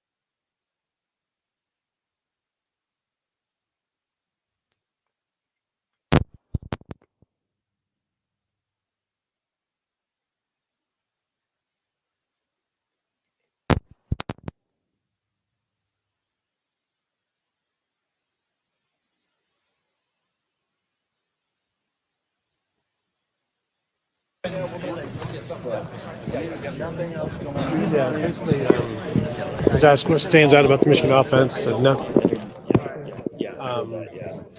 We're going to get it done for the state of Ohio, stuff like that.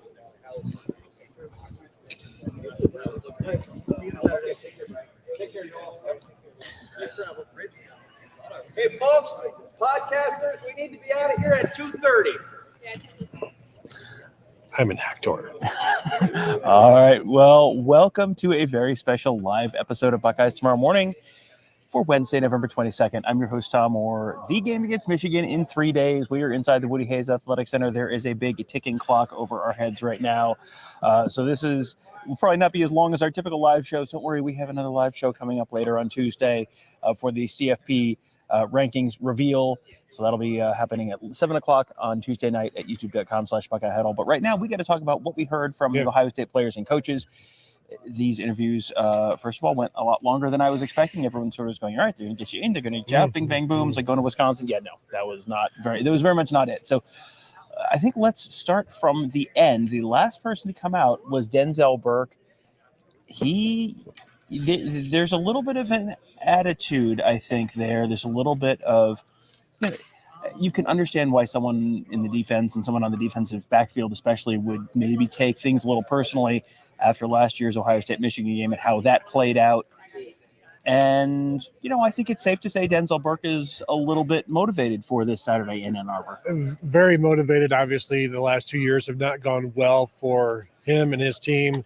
Talking about his freshman year being there and how it was just more than he anticipated. Didn't really understand the rivalry until you lose it. Yeah. And then you have a brand new appreciation for it, but he tried not to be emotional and would, said, we're going to get it done for the state of Ohio. At one point he said, we're going to get it done. And then he stopped himself from saying anything more. And then later on came back and basically, anything that can be seen as a guarantee, people will jump on. Blake Corum said some things yesterday that we probably could have thrown into the ether. Oh, yeah. Blake Corum kind of went right up to the line and then sort of stopped himself. And because he was even talking about getting a Jim Harbaugh a game ball. Yeah. But, you have to win to give him a game ball. So we're going to give him a game ball. Yeah. And so this was just, one of those things, we're planning on want to get it done. We're going to get it done, that sort of thing. Yeah. This is one of those things where you can squint and make everything a headline if you want to. You will note that we did not do that on Monday with Blake Corum, and we're really not going to do that on. I saw one Michigan beat writer take 2 questions to Ryan Day from one of the TV stations here and spliced the answers in and made it look like he was talking about. He said, like the last 2 years, things have not, we know what's going on in the last 2 years or whatever, and tried to make it look like he was talking about everything going on rather than the losses the last 2 years. So terrible reporting from Michigan reporters in the year of our Lord 2023. Will wonders never cease. All right, Tony. You did not have to be a private investigator to get to the bottom of what the topic of the day was. Obviously, it was the Michigan game. No real updates on injuries, as you would sort of expect. No one from Michigan was real forthright about injuries. No one from Ohio State was real forthright about injuries. My expectation, broadly speaking, is Michael Hall on Monday at a charity event said he would be back. Tommy Eichenberg, good luck keeping Tommy Eichenberg off the field this weekend. Emeka Egbuka came out and talked. Said last week was the best he was feeling. So, he obviously played and looked a lot more like himself last week. He should be good to go. Cade Stover played last week. He should be good to go. It seems like outside of probably Lathan Ransom, it feels like they're going into this game about as healthy as you could sort of hope. Yeah, and you can't lie at a charity event. So we have to take Mike Hall at his word, because if you lie at a charity event, that negates all of the charity. The IRS is going to come after you. You can't do that. You can't write that off. So the one governmental agency that hasn't come after anyone in the Big Ten this fall. We'll see. But yeah, this is the right time to be at your healthiest.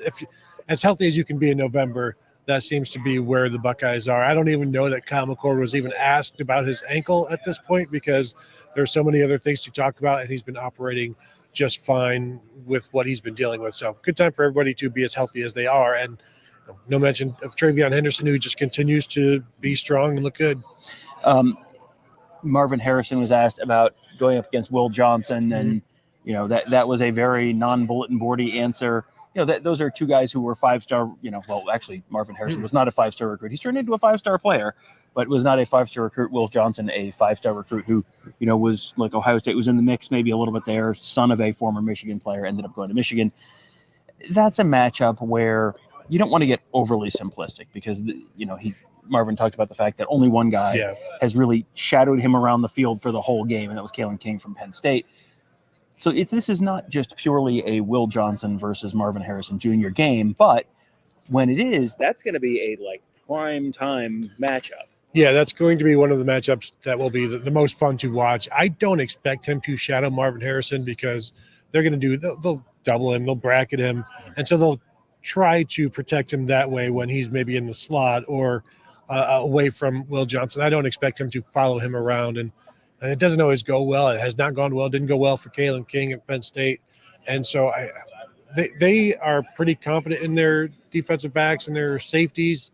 They've got some good safeties, but it's just different. It would be maybe against what they've normally done. And I haven't watched Michigan. They haven't played anybody worth shadowing to this point, so we don't even know how necessarily they would do it. But shoot, if they want it, that would be fun to watch every single snap, 70 snaps or whatever of Will Johnson against Marvin Harrison, because they're both going to win some of those. Yeah, absolutely. And I think back to David Boston versus Charles Woodson, and Charles Woodson, everyone remembers that as the Charles Woodson game. David Boston got one too, backed into the end zone, holding the football out for Charles Woodson in a very subtle and understated, hey, you may notice I just got deep on you. So classy too. Yes. Probably would not count as a touchdown these days with the rules being enforced as they are. One of the things that I think this game could come down to, or that a lot of people are going to think this game could come down to, is the play of Kyle McCord. If Kyle McCord has a good game, Ohio State has a pretty good chance. If Kyle McCord turns the ball over, is off on his throws, is getting pressure in his face, whatever it is, he's maybe not. And there is no one on this team that has known Kyle McCord longer than Marvin Harrison Jr. They played together, obviously, in high school. Marvin Harrison doesn't seem to, at least publicly, have any concerns about Kyle McCord going into a game of this magnitude. Yeah, there's nobody, I think, more confident in Kyle McCord than Marvin Harrison Jr. And he's seen him for many, many years, and he's said he's the same guy he's always been, same quarterback he's always been. We talked to Kyle McCord. He's a guy that his teammates say doesn't get nervous. And he certainly didn't seem nervous out here. Talked to him about the J.J. McCarthy thing in terms of both being recruited by Ohio State. J.J. McCarthy grew up being an Ohio State fan. Kyle McCord grew up being a Rutgers fan.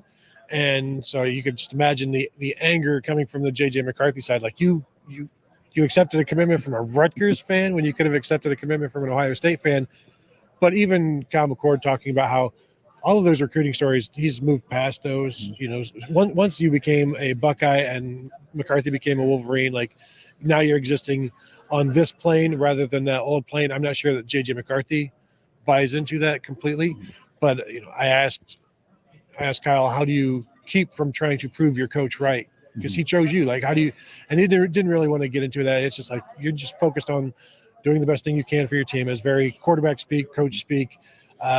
But it is, it is an area, it is a storyline that is there. Oh, yeah, for sure. And that's going to be a storyline that whichever team wins, I think that's going to be something that probably gets brought up a little bit after that. Okay, finally the 2021 quarterback recruiting battle has been decided. Definitely the biggest, the highest stakes of anything on for this weekend's game.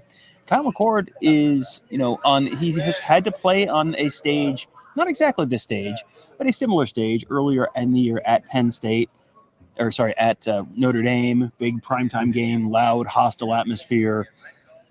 Did just fine. Ended up, not the greatest game he's played all year. He's gotten better throughout the year, but got it done in the final minute. Made that really, really big throw to Emeka Egbuka to set up that winning touchdown. He's also someone who just, every time you talk to him, he's just so exactly the same. He is exactly the same before the Youngstown State game or on the field of the Youngstown State game as he is on Tuesday interviews before the Michigan game, or, and we'll see whether he's the same on the field at Michigan on Saturday, but he just feels so even keel.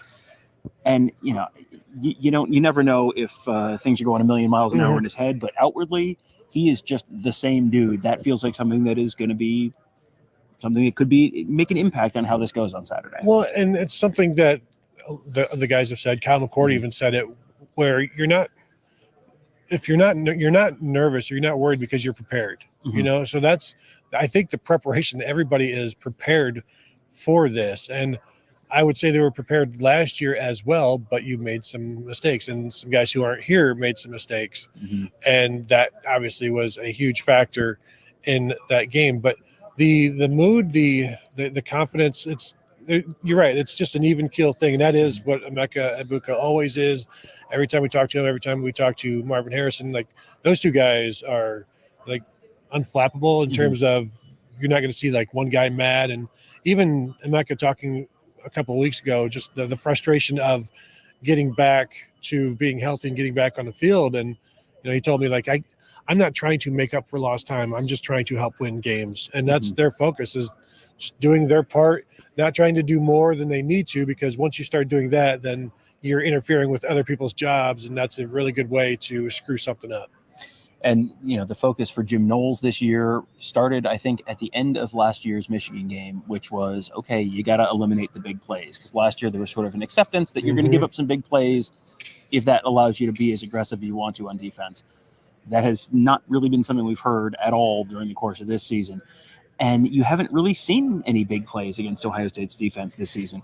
There's only one play of 40-plus yards allowed by Ohio State all year, and that was that trick play, that fumble-rooski play on 4th and 1 against Rutgers. That's it. No one has just lined up and said, here's what we're going to do, and beaten them down the field. That has just not happened. And that has been such a focus for him that, I think you look at some of the offenses Ohio State has played this year, it's like, okay, they were giving up big plays, even some of them last year. So this is not entirely a bad competition thing, but it kind of feels like, okay, Ohio State is through virtually all of the semester now.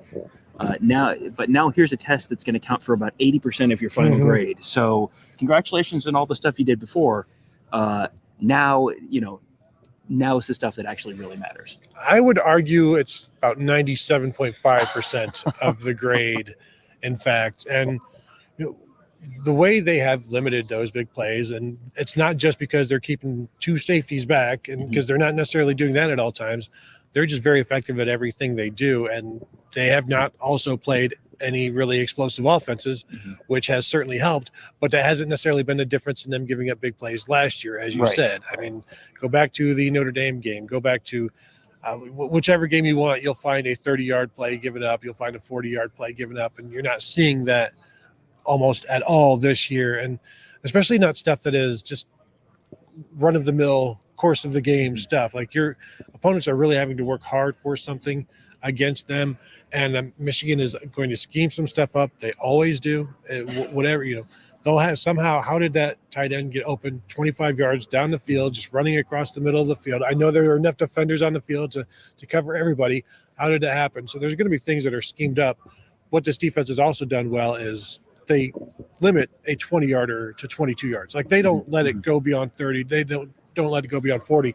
There's somebody there to make plays, and they're solid in making tackles. They weren't as solid last year when, in this game, missed tackles led to big gains as well. Yeah, there was that one that was just a 3rd down or a 4th down, and just a little throw over to the sideline. It was one missed tackle, and that turned what would have been a 3 or 5 yard gain into a 60-yard gain. And that can't happen this weekend. Something else that can't happen this weekend, discipline issues. That's something that Ohio State and Michigan are both, I think, probably a little bit concerned about. There may be a little bit of adrenaline flowing for this one, maybe even more than a typical year of the Ohio State-Michigan rivalry. And, I think you have to look at that in terms of, number one, not having, being the second guy who takes a swing and who responds and who gets called. You saw that a little bit last year during the Ohio State-Michigan game. And also, in the tunnel, We have seen issues in the tunnel at Michigan Stadium over the years. And there is only, if you have not been there, there's only one tunnel where both teams come out. So that means there are times during pregame warmups where guys are passing each other in the tunnel.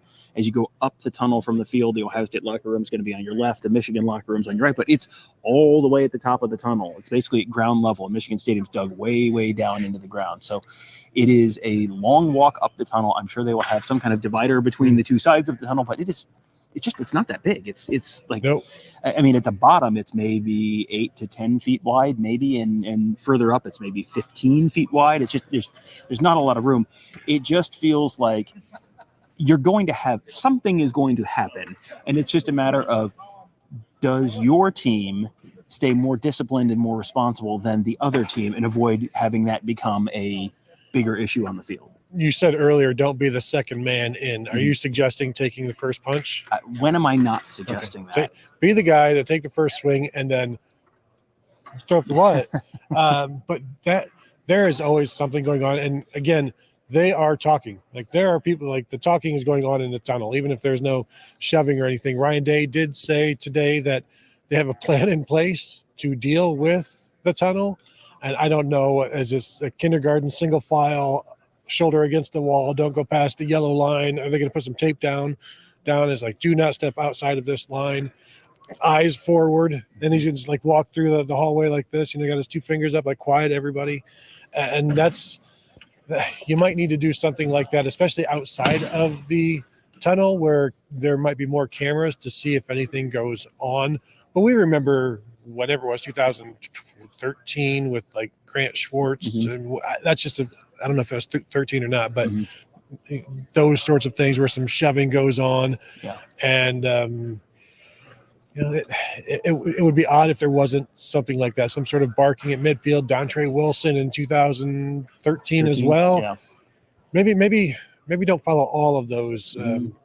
Was Marcus Hall was also in 2013. Yes.